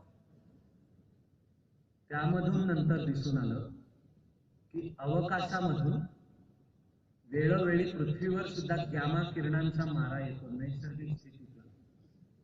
आणि हे रशियाचे संगणक जतन आयडेंटिफाय ओळखत होते कम्प्युटरवर ते अवकाशातून होणारा मारा. पण त्यांना दिलेला प्रोग्राम होता तुमच्या दिशेने येणारा गॅमा रेजचा मारा. त्यांनी अर्थ त्याचा लावला की हे अण्वस्त्र. शिवाय ते गॅमा रेज उत्तर ध्रुवावर आर्थिक वर्तुळामध्ये अरोरा बोरियालिस नावाचा एक भौगोलिक फेनॉमेन आहे. तुम्ही लक्षात रम्य असतो ते गॅमा रेजच्या अरोरा बोरियालिस मध्ये मिसळले. त्यांनी हे जे तयार झालं होतं की आधी एक येत आहे, मग 5 झाले, ते खाली समुद्रामध्ये गेले. हे जे सगळं ते गॅमा रेज आणि अरोरा बोरियालिस त्याच्या मिश्रणामधून झालेलं होतं. आजही मी तुमच्याशी बोलताना आपली काही फार वेगळी स्थिती असं नको समजायला. आता भारत अण्वस्त्र सज्ज देश आहे. आता अमेरिकेशी भारताचा करारही झालेला आहे. त्याचा अर्थ आहे की शब्द जरी वापरले जात नसले तरी भारत ही एक जबाबदार आण्विक शक्ती म्हणून मान्यता मिळालेली आहे. युरेनियमचा पुरवठा करणारे देशांची संघटना NSG न्यूक्लिअर सप्लायर ग्रुप ही अस्तित्वात आली 1975 साली. भारताच्या अणुस्फोटामुळे भारताचा विरोध करायला, पण भारत अमेरिका अणु करार होताना त्या NSGनीच भारत अमेरिका कराराला मान्यता द्यावीच लागते, तशी मान्यता सुद्धा दिली. मिसाईल टेक्नॉलॉजीचा प्रचार थांबला पाहिजे म्हणूनही झालेला जागतिक पातळीचा करार आहे. त्याचं नाव missile technology control regime MTCR. तर भारताला आता NSG आणि MTCRचं सदस्यत्व द्यायला अमेरिका पुढाकार घेत आहे. NSG आणि MTCRचं सदस्यत्व म्हणजे युनायटेड नेशन्स सिक्युरिटी काउन्सिलच्या सदस्यत्वाच्या अलीकडचे. सप्टेंबर 2015 ज्या युनायटेड नेशन्सच्या 17व्या अधिवेशनाला मी उपस्थित होतो तिच्यामध्ये तर लेखी ठराव वितरित सुद्धा करण्यात आला. याचा अर्थ युनायटेड नेशन्सच्या प्रक्रियेचं ते पुढचं फार मोठं पाऊल आहे. आता ते टाइम बाउंड आहे. आता सुमारे नोव्हेंबर 2017 पर्यंत यावर निर्णय व्हायला लागला. पण लिखित ठराव UNGAच्या 17व्या अधिवेशनामध्ये वितरित करण्यात आला की भारताला नकाराधिकारासहित व्हेटो पॉवर सहितचं सुरक्षा परिषदेचं सदस्यत्व दिलं जावं. आजच्या तारखेला 5 पैकी 4 सत्तांनी तर बिनशर्त पाठिंबा दिलेलाच आहे. कोणी कडकड करतात चायना, पण आता चीनने सुद्धा तो विरोध काढून घेतलेला आहे. कसं नुसतं असेल पण भारताला सुरक्षा परिषदेचं नकाराधिकारासहितचं सदस्यत्व मिळावं याला मान्यता दिली. माझी श्रद्धा आहे की भारत देश जगातल्या शांततेमध्ये भर घालणाराच देश. भारताचं समर्थ आणि समृद्ध होणं हे जागतिक शांततेला भर घालणारच ठरेल. पण माणसाच्या कर्तृत्वातनं विश्व कधीही उद्ध्वस्त होऊ शकतं याला 12ला 3 कमी पाशी आपणही आहोत. आपल्याला कोणी वाचवणार असेल तर आपलं शहाणपण, माणसाचं शहाणपण, तिथे भारतीय तत्वज्ञान, भारतीय अध्यात्म विचार आणि ह्या सगळ्यात होणारी आपली चारित्र्याची जडणघडण, विश्वाच्या कल्याणाची आपली दृष्टी ज्याच्या मानवतेला आशा दाखवेल की माझी श्रद्धा मी बोलतोय, मनामध्ये ती श्रद्धा घेऊन आपण सगळे प्रार्थनेसाठी डोळे